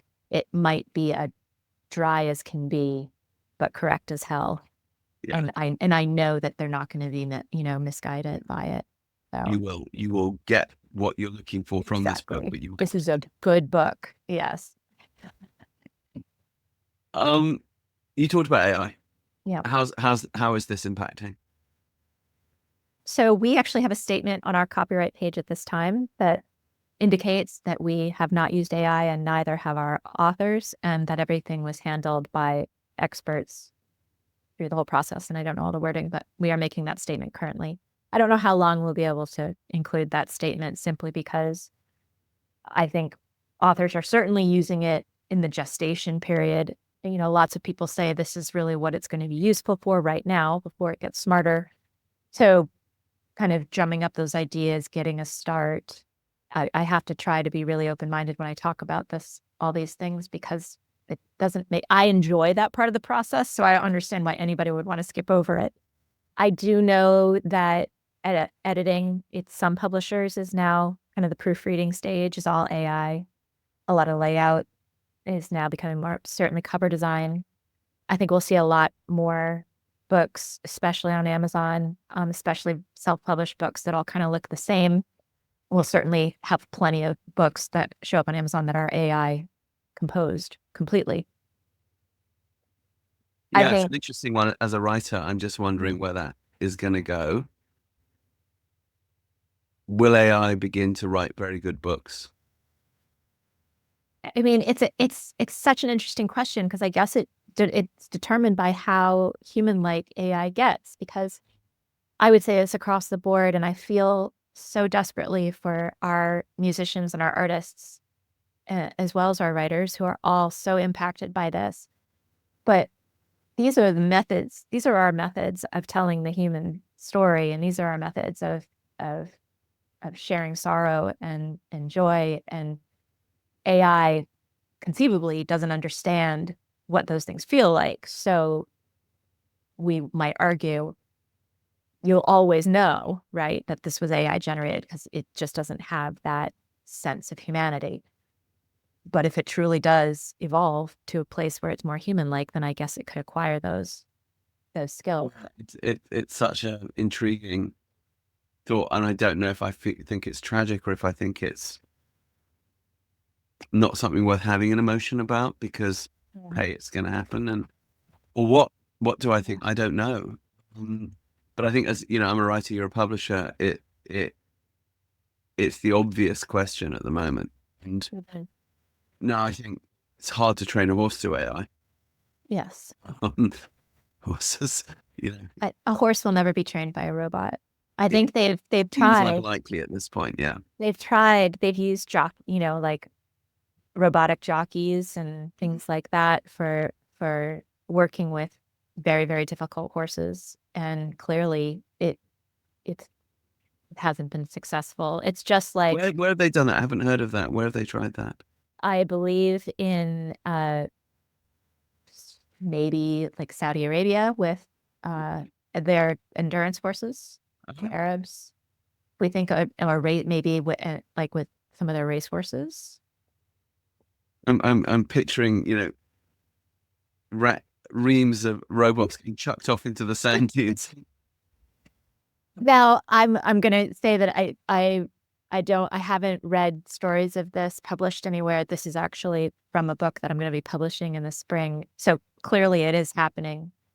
And so I'm gonna have to dig into it to see whether it's just kind of experimental or how much it's being used, but it does appear in a scene in a book that I'm editing now. And I feel similarly, another one of our authors uses one of those mechanical horses, which I know they use in therapeutic riding. They use them for a lot of different things, and I know that they're effective for helping us adjust position if you don't have a horse of your own, you don't have them around, right? But I also think that you can't learn to ride No, on one of those. no, you can't. I mean, it's interesting. You know, you could argue that artificial horses have been around forever. A child's rocking horse is that, and any of us who ever spent time on them as kids, I think, benefited in two ways. One is we actually did learn balance in a funny way, and it probably did translate later. But the other one, of course, is oxytocin. You know, anything that rocks our hips in rhythm like that. So, because you know, a kid will rock for hours on a rocking horse and self-regulate emotionally because of that. And I could see the value of simulated horses for that. But you know, the irony for me is that the horse simulator is actually so much more expensive. I know Boring. the real thing just for a weekend might be better. Yes, yes. It.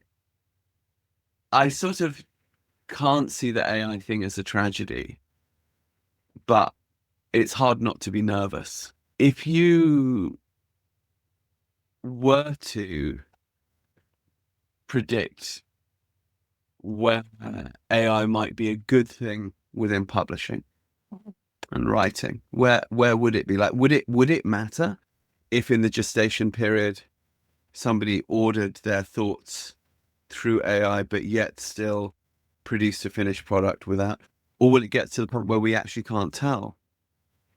Um, I think you're right. I think that specific ability of AI, use of AI, is certainly one where I can see it being acceptable. If it's being fact checked, if it's being edited at some point in the game, I mean, there's software that has organized people's material and it's been around for ages.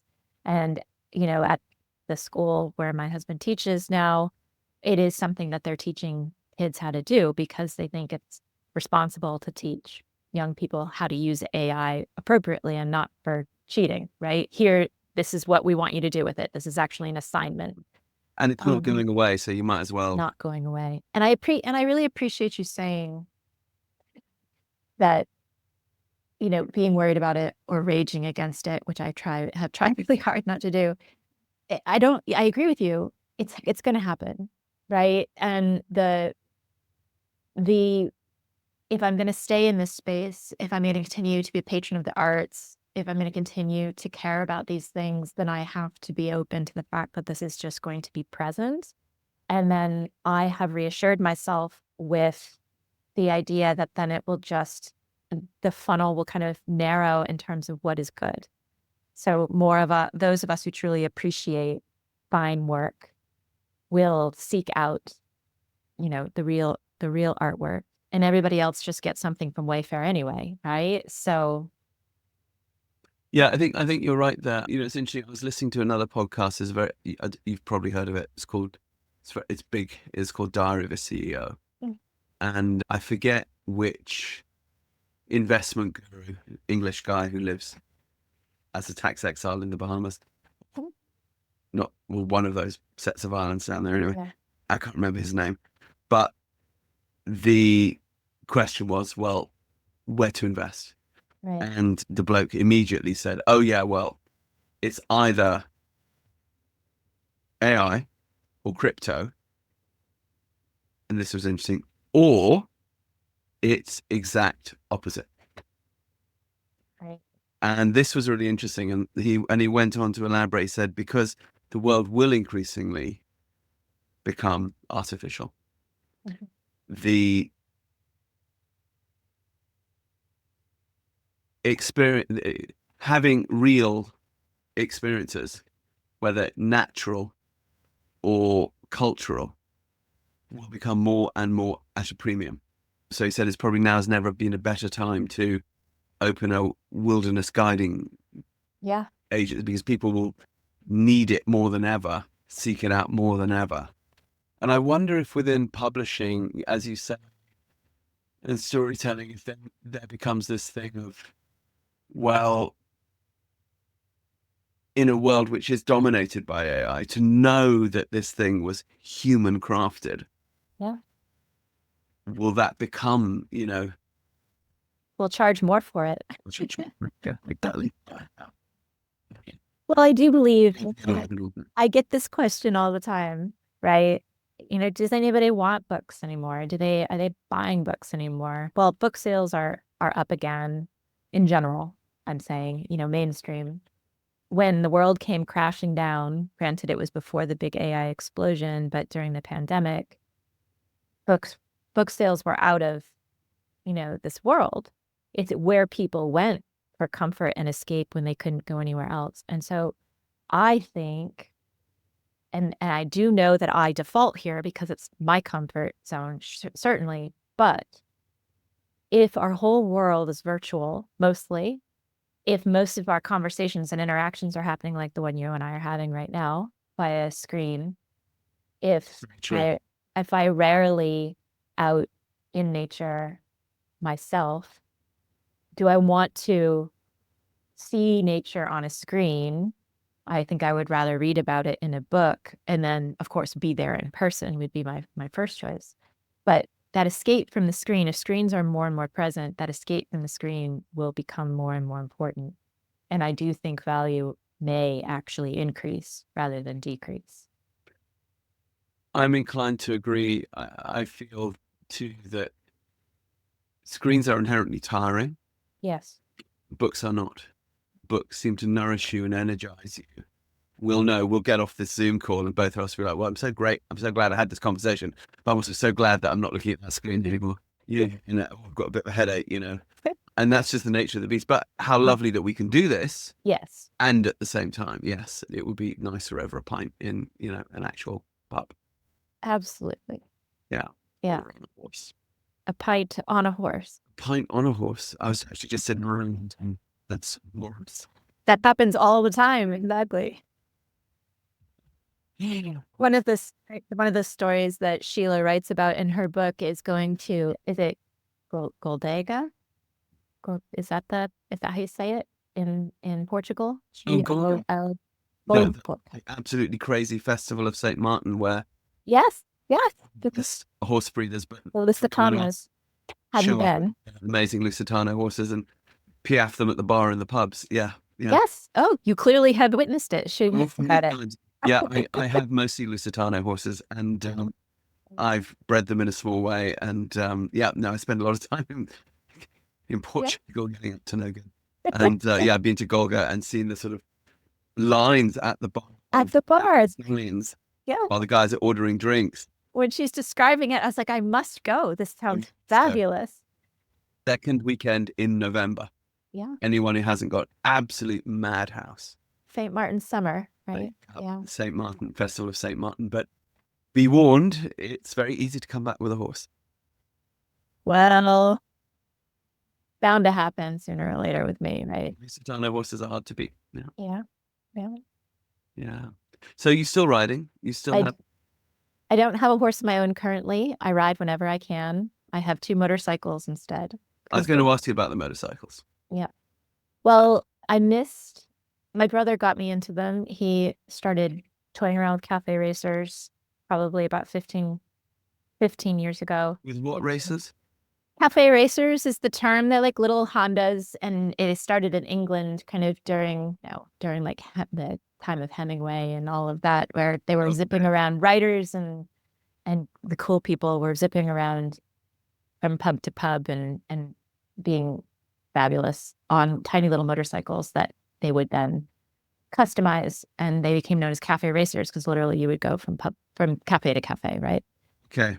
And so he started playing with these, and I thought they were incredibly cool and sexy, and I had to have one. And so I have a 1972 Honda that still has the inspection sticker from 72 in Hawaii. And so that's one of them. And then I have a Harley, but that's simply because it replicates when I'm riding one of them, it replicates riding fast on a horse. But they don't not just ride fast on a horse, then why have a motorcycle? No limits. I've always found it very attractive. I've always found motorcycles very attractive and very exciting.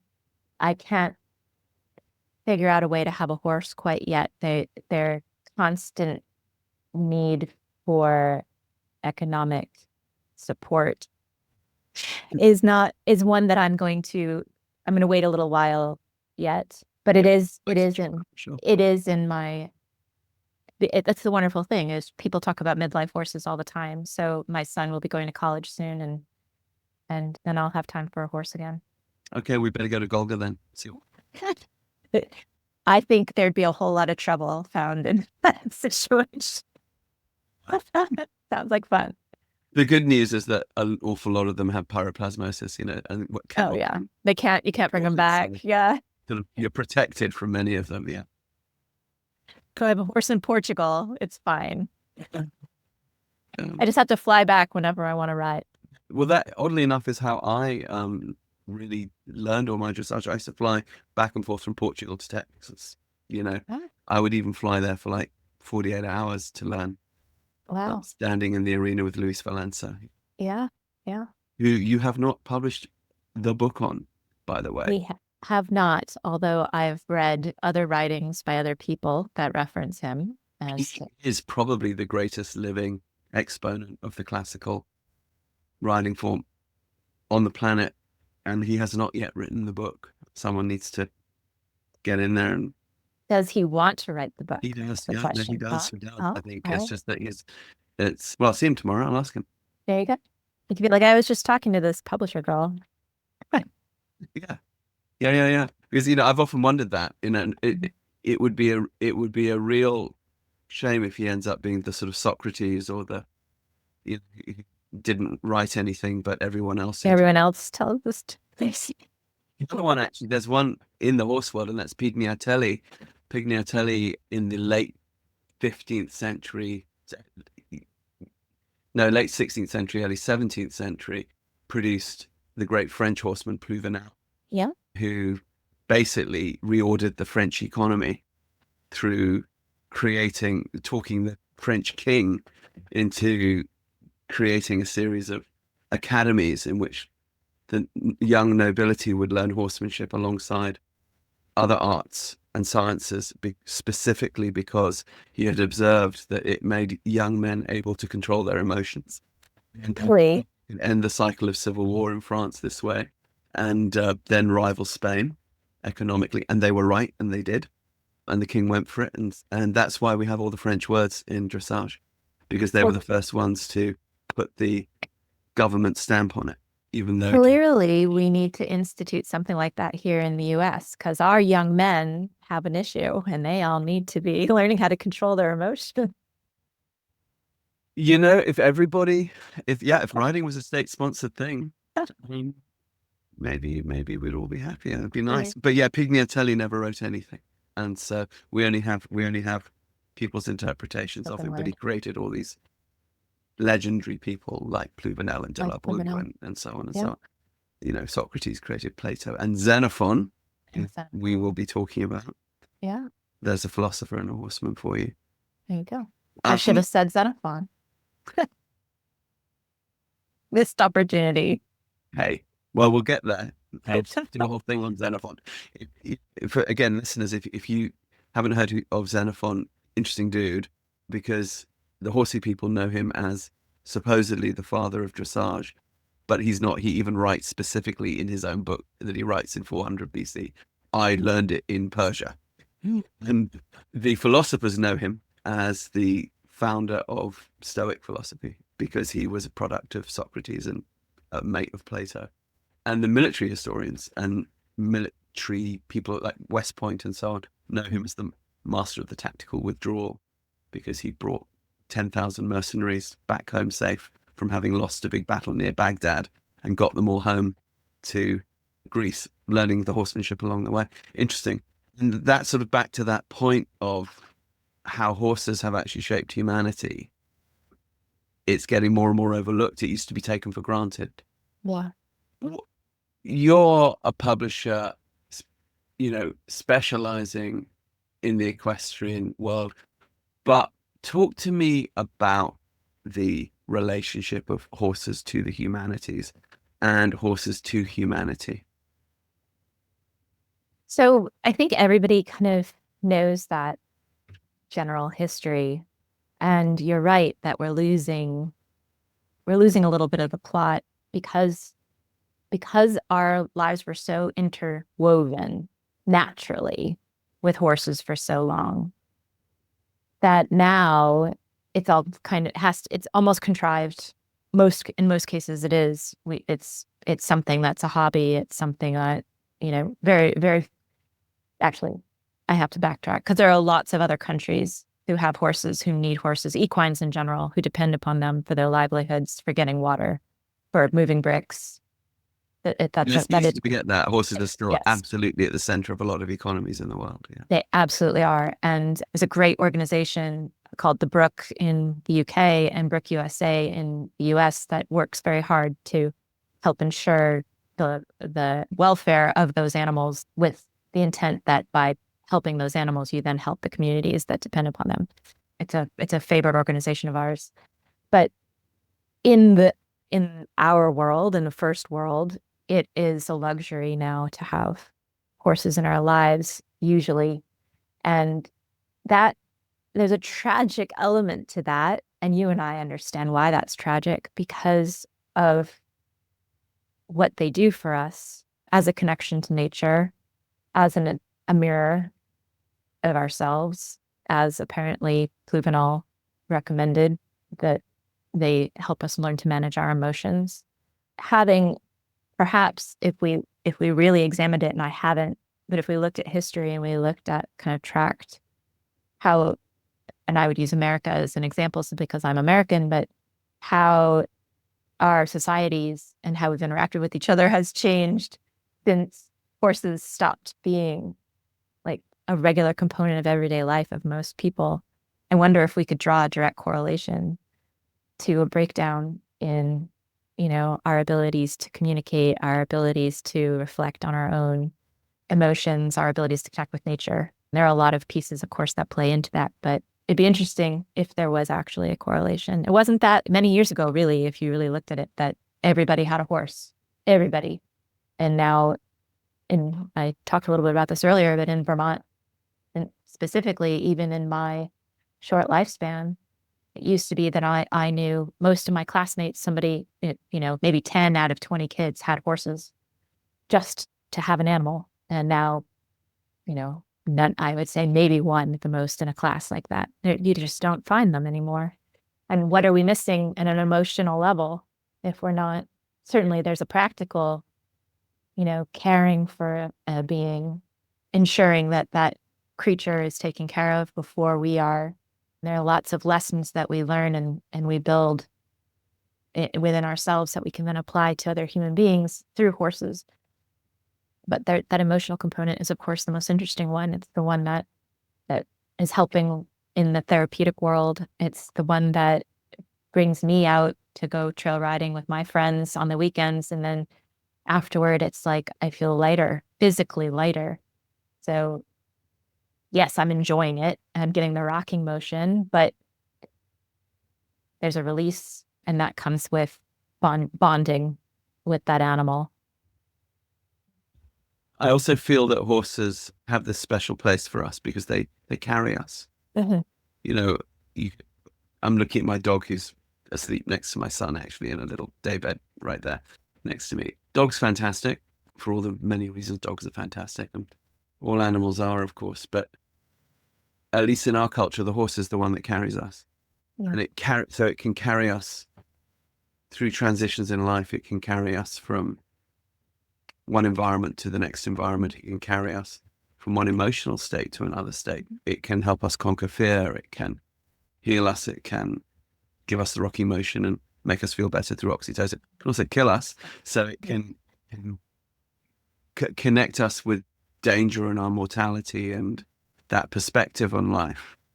And I do feel that that's a very special, well, special is a silly word, a unique role that, we don't have elephants and camels in our culture really. So we're not riding around on those. So the horse carries us at speed and always lends beauty. Yeah. You just have to have a horse present and everything is beautiful. And they sort of lend this to us. And I do feel that aesthetics are people are just beginning to, as you know, I work in neuroscience a fair bit. Mm-hmm. There's the burgeoning field of neuroaesthetics, and people realizing the importance of beauty because, of course, we're organisms, right? And we're designed for planet Earth, and that happens to be very beautiful. So we naturally respond to that. And we are divorcing ourselves more and more from it, I feel. The environments that we live in just are not. Yes. And they could be. But, you go and see your average strip mall or your average housing development. It's like, whoa, it's almost like there's a war on aesthetics. Why? Yeah. Does it make people easier to control because they're depressed or something? When I do wonder, and it's funny you bring that up specifically. I lived in the city in Boston for 16 years. And while I was there, I mean, we lived in a beautiful building, but while I was there, I didn't notice, and it's probably because I was involved in the world and there. And so the beauty that I found was in, the murals on the walls and the roses that bloomed in October out of the cracks in the sidewalk and the wonderful food and the flood of different colored faces. There was lots of different kinds of beauty, right? And architecturally, Central Boston is a beautiful city. Absolutely. But if I drive, given where I'm living currently, which is, I would give it an aesthetic rating of, 9 out of 10. It's pretty beautiful. And I am thankful for that every morning when I walk my dog. Yeah. And I walked the same dog in different parts of Boston and thought, oh, how beautiful, or didn't really notice. And now I go back and I think, oh, it's like an immediate impact. And I'm not like I'm old. It's not like I don't see the excitement of the city anymore and I don't feel that vibe anymore. I do think you're right. I think it's something about the visual absorption and maybe our reaction to it physically and emotionally to make it okay is tiring us out. I mean, and I think too, those, the older architecture, if you talk about architecture of 150 years ago, well, it did actually reflect nature. The proportions, if what one would call the Vitruvian proportions, were directly taken from nature. So that kind of classical architecture is pleasing to the eye. But of course, what's built now is not. Almost everything built since World War II is almost deliberately brutal. Yes. And I think it brutalizes us, right? But horses don't, because even though we can end up being egotistical assholes with horses, so maybe I'm disproving my own point. But at least they give us a chance. I don't know. But I do feel that as an equestrian publisher, you actually are a nature publisher and a humanities publisher, just not under those names, maybe. You know what I mean?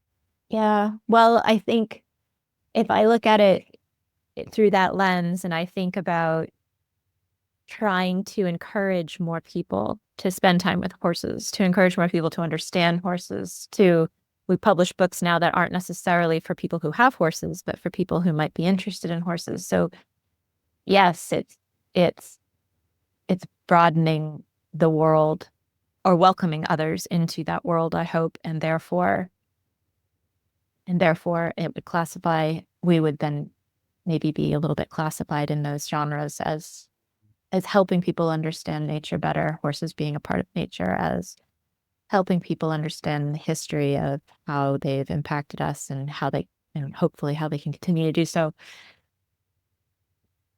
I don't, somewhere along the line, somebody said, do they really need another horse book? And we've published a lot. We've published hundreds of horse books. So is there really a need for another one? And it seems such an odd question to me because horses are ubiquitous. It's like anything else. Is there another need for another book that fictionalizes a character who's a writer? I mean, it's like every novel in the world has a character who's a writer, right? So to say, do we really need another book with horses in it or about horses?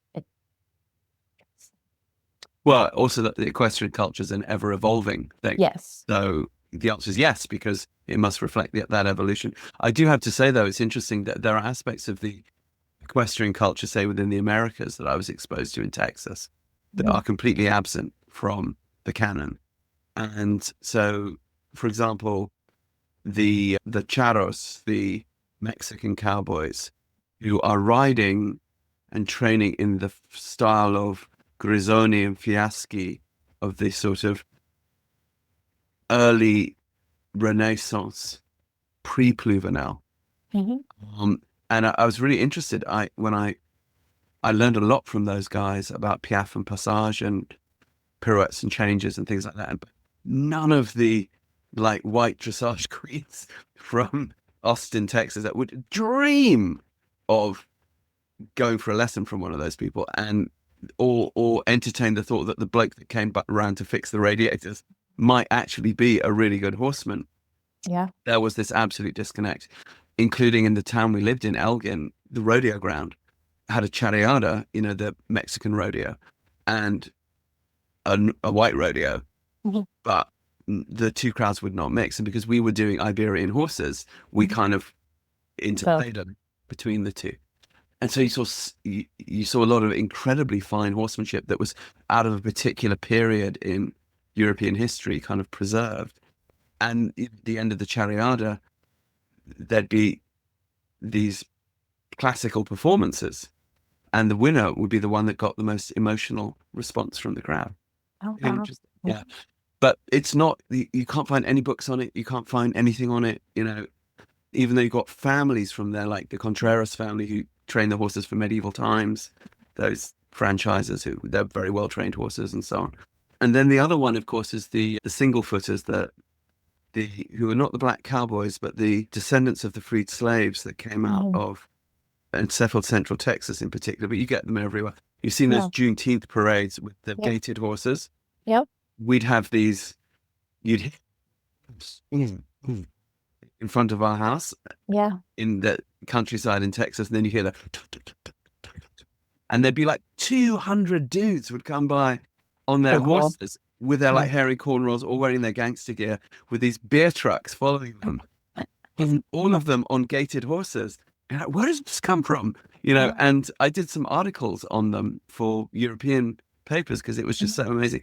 But again, there was nothing represented in the sort of American equestrian canon on this sort of thing. So I wonder, for you all, do you think you'll start to branch out a little bit culturally as well, even within the US? So it's a good question because, of course, it's very much on my mind as the managing editor that I'm dealing with both a lexicon that's extremely white and a a general population that is as well in terms of our readership. And I'm on a couple of committees just in the industry in general where we've been talking about representation, and if there can be representation, then we can maybe persuade more people to come to horses who might not necessarily see themselves as it being possible. I would say that in both these cases, somebody has to want to write the book. I've made advances in a number of cases, putting it out there, saying, we need this book. We need this book.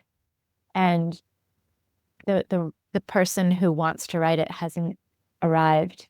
And it needs to be an individual clearly from both that cultural background and with both the basis of knowledge or access, who can share the stories. So I'm hopeful that we're going to find ways to modernize what it is that we publish and also what it is that's out there, because it certainly is reflective of what the publishers chose to preserve in the past. Sure. I mean, that was the culture, but it's interesting that, another one is that we talked about Xenophon learning his horsemanship in Persia. Mm-hmm. There's this whole kind of gap in medieval Europe between the ancient world of people writing about horse training and the Renaissance world. Where do they all go? And of course, there's a whole canon, but it's all Islamic. But it's all sitting there in the places like the School for Oriental and African Studies in London. Books on dressage, written by people in Andalusia in the 10th century, and people in what's now Iraq, in the 4th century, and stuff concurrent with Rumi, and it would be wonderful to see some of this stuff beginning to filter into the sort of mainstream. So it's exciting for you, I guess, because you're in a position where you could make that happen. I think that it's especially given there are a couple of different directions that if our company were to grow and to evolve, one of them that would be worthwhile would certainly be kind of seeking out and helping preserve traditions that have not yet been shared, for the very reasons that we've already talked about, that otherwise it just becomes something that's handed down orally. I think it's almost like a mission that has to be, because those are, at least in this current market, those are almost like academic works. Yeah, exactly.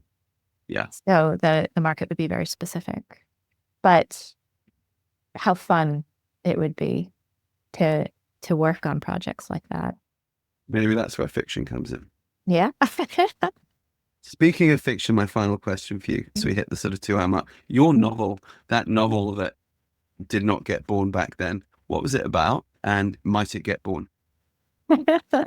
Well, so I've always really wanted to write gritty literary fiction. I'm kind of I don't come across that way, but I'm kind of a hard-nosed fiction writer in a lot of ways. And at the time when I was in my 20s and I was first writing this, I would describe it as very dark.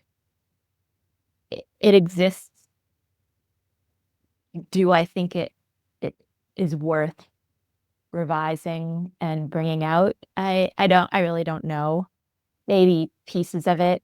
I think it was a necessary step in the arc of my kind of writing genesis. I am now working on another idea that, again, kind of set in modern times, nothing to do about horses, that I think is more reflective of who I am as a person and as a writer now. And I'm not one who's all about infusing. Lots of fiction writers are all about infusing autobiographical elements into their books. I don't feel strongly that way, but I do think that I'm a very different writer than I was then. Different things are important to me, and I think that would probably come across in the characters that I create and how they how they evolve on the page. So what's the book about? I can't tell you. Yes, you can. You give me a thumbnail. I think it's going to probably take place probably in Boston. It's probably going to be based in a similar community to the one that I lived in. There's a number of reasons why I was witness to the kind of interesting dynamic that is currently still happening as spaces like that gentrify, which is something that interests me anyway. And the characters that I've been imagining in this space are, there's going to be a crime. The question, of course, is whether it was a crime, and if so, how it was committed and who committed it, and all the different assumptions that are made in a community like that. I think it has potential in terms of me getting it done. And simply because it's very alive in me. Yeah. Well, you clearly are a writer. You've co-written many of the books on the Trafalgar Square list. So yeah, it's. I mean, there. I was reading it somewhere. I can't remember where, but it was something about knowing what it is that is true to you, but you don't. Maybe I don't actually have to publish a book to be a writer, and it takes a lifetime to kind of come around to that understanding. And I had a conversation with somebody who now teaches theater, but always wanted to be an actor. And we both kind of came to the agreement in that conversation, well, maybe that was his role, was to teach theater. And how is that wrong? How is that a failing? it's not at all. Wow. I think you're absolutely right. But I do think there's something in the starting and finishing of the story, Yes. whether or not you publish it, that massively affects your perspective on life. And it's interesting as an editor, because for listeners, you need to know, if you're not already writers, that there is no good book without usually one, sometimes up to 3 or 4 extremely good editors. It just does not happen. If you liked any of the books that I wrote, it's because the editors did a fantastic job, and they were uncompromising, threw that thing back at me numerous times. And of course, it's the same in film, it's the same in music, it's the same in any of the arts. There, the editor is an artist in the same league as the one that gets called the artist. So I'm a great believer that if you are a good editor, and you are a good editor, that is actually the art. But if you then, as an editor, challenge yourself to start and finish a story and take your editor's eye to it and then put it in front of other editors, well, what will it do but hone your editing art? Yeah. But it is an art, and it's forgotten. It's not valued because people don't know. But really, the editor ought to be on the spine of the book too. Oh, you're my hero. You just know. I mean, if the editor's not good, your book is shit. Like, it really is. I mean, so many people today don't think you need one. Do it yourself. Bless their little hearts. Bless their little hearts. It might be good. I'd put it this way as parting words to everybody who wants to write and publish a book. You can self-publish, and the book might be really good, but I promise it will be better if an editor works on it. You can't see me, listeners, but I'm nodding in an exaggerated way. When I was first starting out as a writer, one of my heroes was a guy called Rian Malan, who's a South African writer who wrote a very good book called My Traitor's Heart about his relationship with apartheid, and his masterpiece. And I said, what's the most important thing? And he said, Rupert, structure. And the way you're going to find that is through your editor. Oh. And we were walking in London as he said it to me. I must have been 20 something. I sort of stopped and went, oh, that's a truth. I can feel that's the truth. So now when I'm going to write or publish a book, I'm sort of terrified that I won't find the right editor. And I agree with you, Rebecca, if for listeners who do want to self-publish, spend money on good editing. Agreed. Yeah. It will pay you back in space. All right, closing thing. I want you to recommend 5 books that we should read. They can be from the Trafalgar Square list. So, but give us the How, one. how shameless should I be? Oh, it would be totally shameless. Was like us editors shameless? All right. Well, I'll start. One of my favorite books that I've read in the past, I don't know, 10 years was H is for Hawk by Helen MacDonald. I think Ages. H. Oh, H is for Hawk. Yes, yes. H is for Hawk. A lot of people have probably already read it, but I thought by Helen MacDonald. Helen MacDonald. Yes. Gosh, it was fabulous. And it's a book that I've reread actually. It's writing at its best. Yeah. Oh, so good. By the way, quick aside there. Have you read much by T.H. White? Mm-mm. You've heard of The Sword in the Stone? Yeah. You read The Sword in the Stone. And his book, and also The Once and Future King, which is the full telling of the King Arthur story. Yeah. He's right, okay.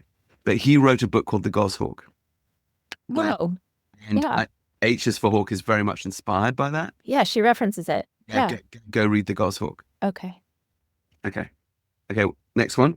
I've just finished. This is out of print and you'll have to look for it, but it's worth it. It's called Wyoming Summer. Wyoming Summer by Mary O'Hara. And some people will recognize that name because she wrote My Friend Flicka, Thunderhead, and Grasses of Wyoming, which were horse book. Those are horse books, correct. Wyoming Summer was sent to me by one of my authors as a gift, a thank you gift for editing her book. And I enjoyed every second I spent on that book. Mary O'Hara was an incredible writer. And this was a collection of her journal entries from her time in Wyoming. She actually sent them to a publisher to have them published. And the publisher came back and said, I'm not going to publish this, but you should turn it into fiction. And that's what became My Friend Flicka. Okay. This tells you about her backstory, but nature writing absolutely isn't. Her descriptions of Wyoming and living there it would have been the 1940s. It was just after World War II. And there are some of the most moving passages I've read in a really long time, but an old book, an out of print book. It's just one that I've read very recently. Wyoming Summer. Thank you. Wyoming Summer. Let's see. Okay, I'll throw in there my Never Burn Your Moving Boxes by Jolyn Young.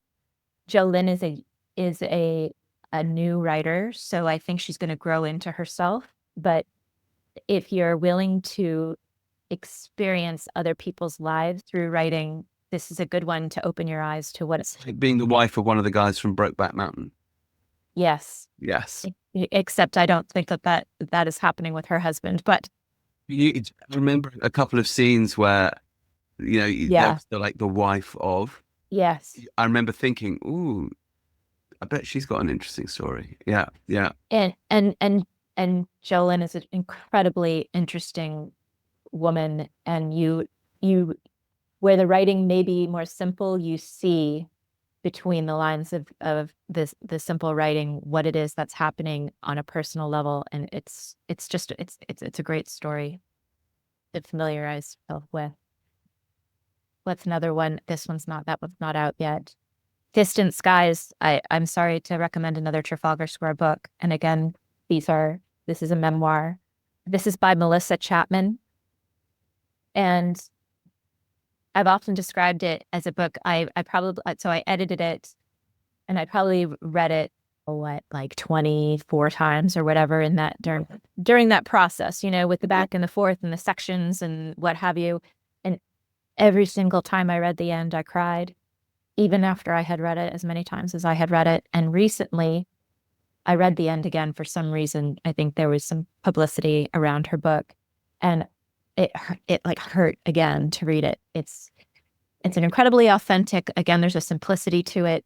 It's about when she was in her early 20s or early 80s, so before cell phones, she rode by herself across the United States from New York to California. And the magic in this book is about all the people she meets along the way who she didn't know. So it's about connections. and again, it gets us to that humanity and how a horse brings us closer to people who are strangers. And being the non-Hobbesian half of my relationship, it's all about the good in people rather than the bad. So Great. Distant Skies, Melissa Chapman. Right. You got one more.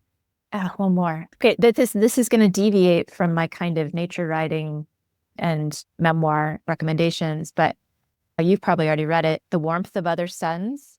Is it Wilkerson? She wrote Caste.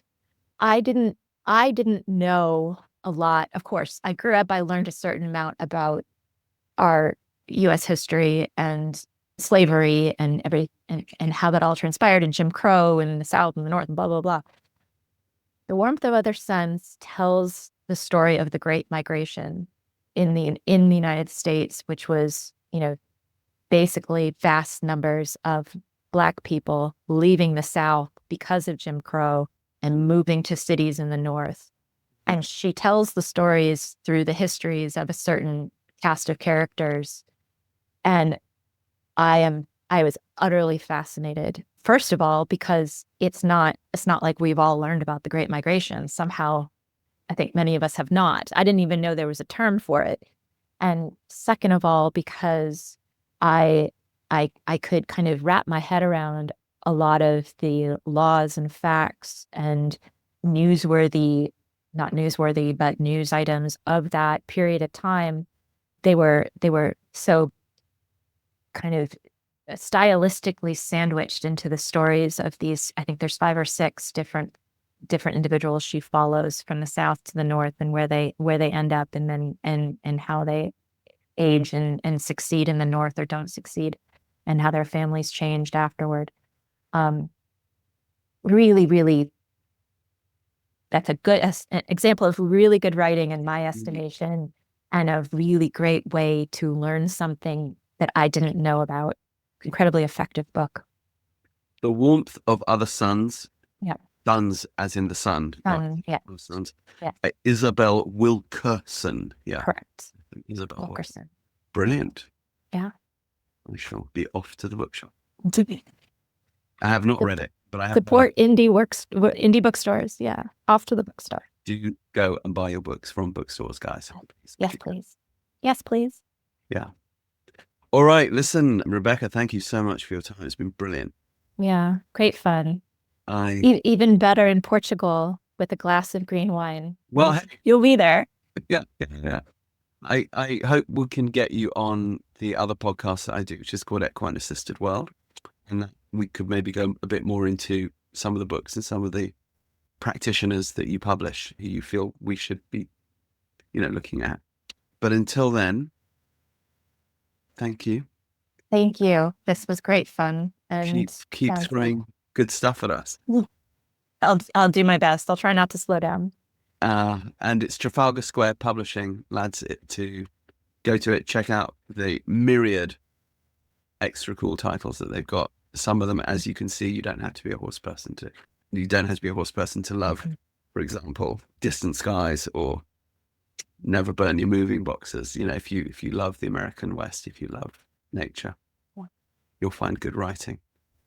Thank you for joining us. We hope you enjoyed today's podcast. Join our website, newtrailslearning.com, to check out our online courses and live workshops in Horseboy Method, Movement Method, and Athena. These evidence-based programs have helped children, veterans, and people dealing with trauma around the world. We also offer a horse training program and self-care program for riders on longridehome.com. These include easy-to-do online courses and tutorials that bring you and your horse joy. For an overview of all shows and programs, go to rupertisaacson.com. See you on the next show. And please remember to press subscribe and share.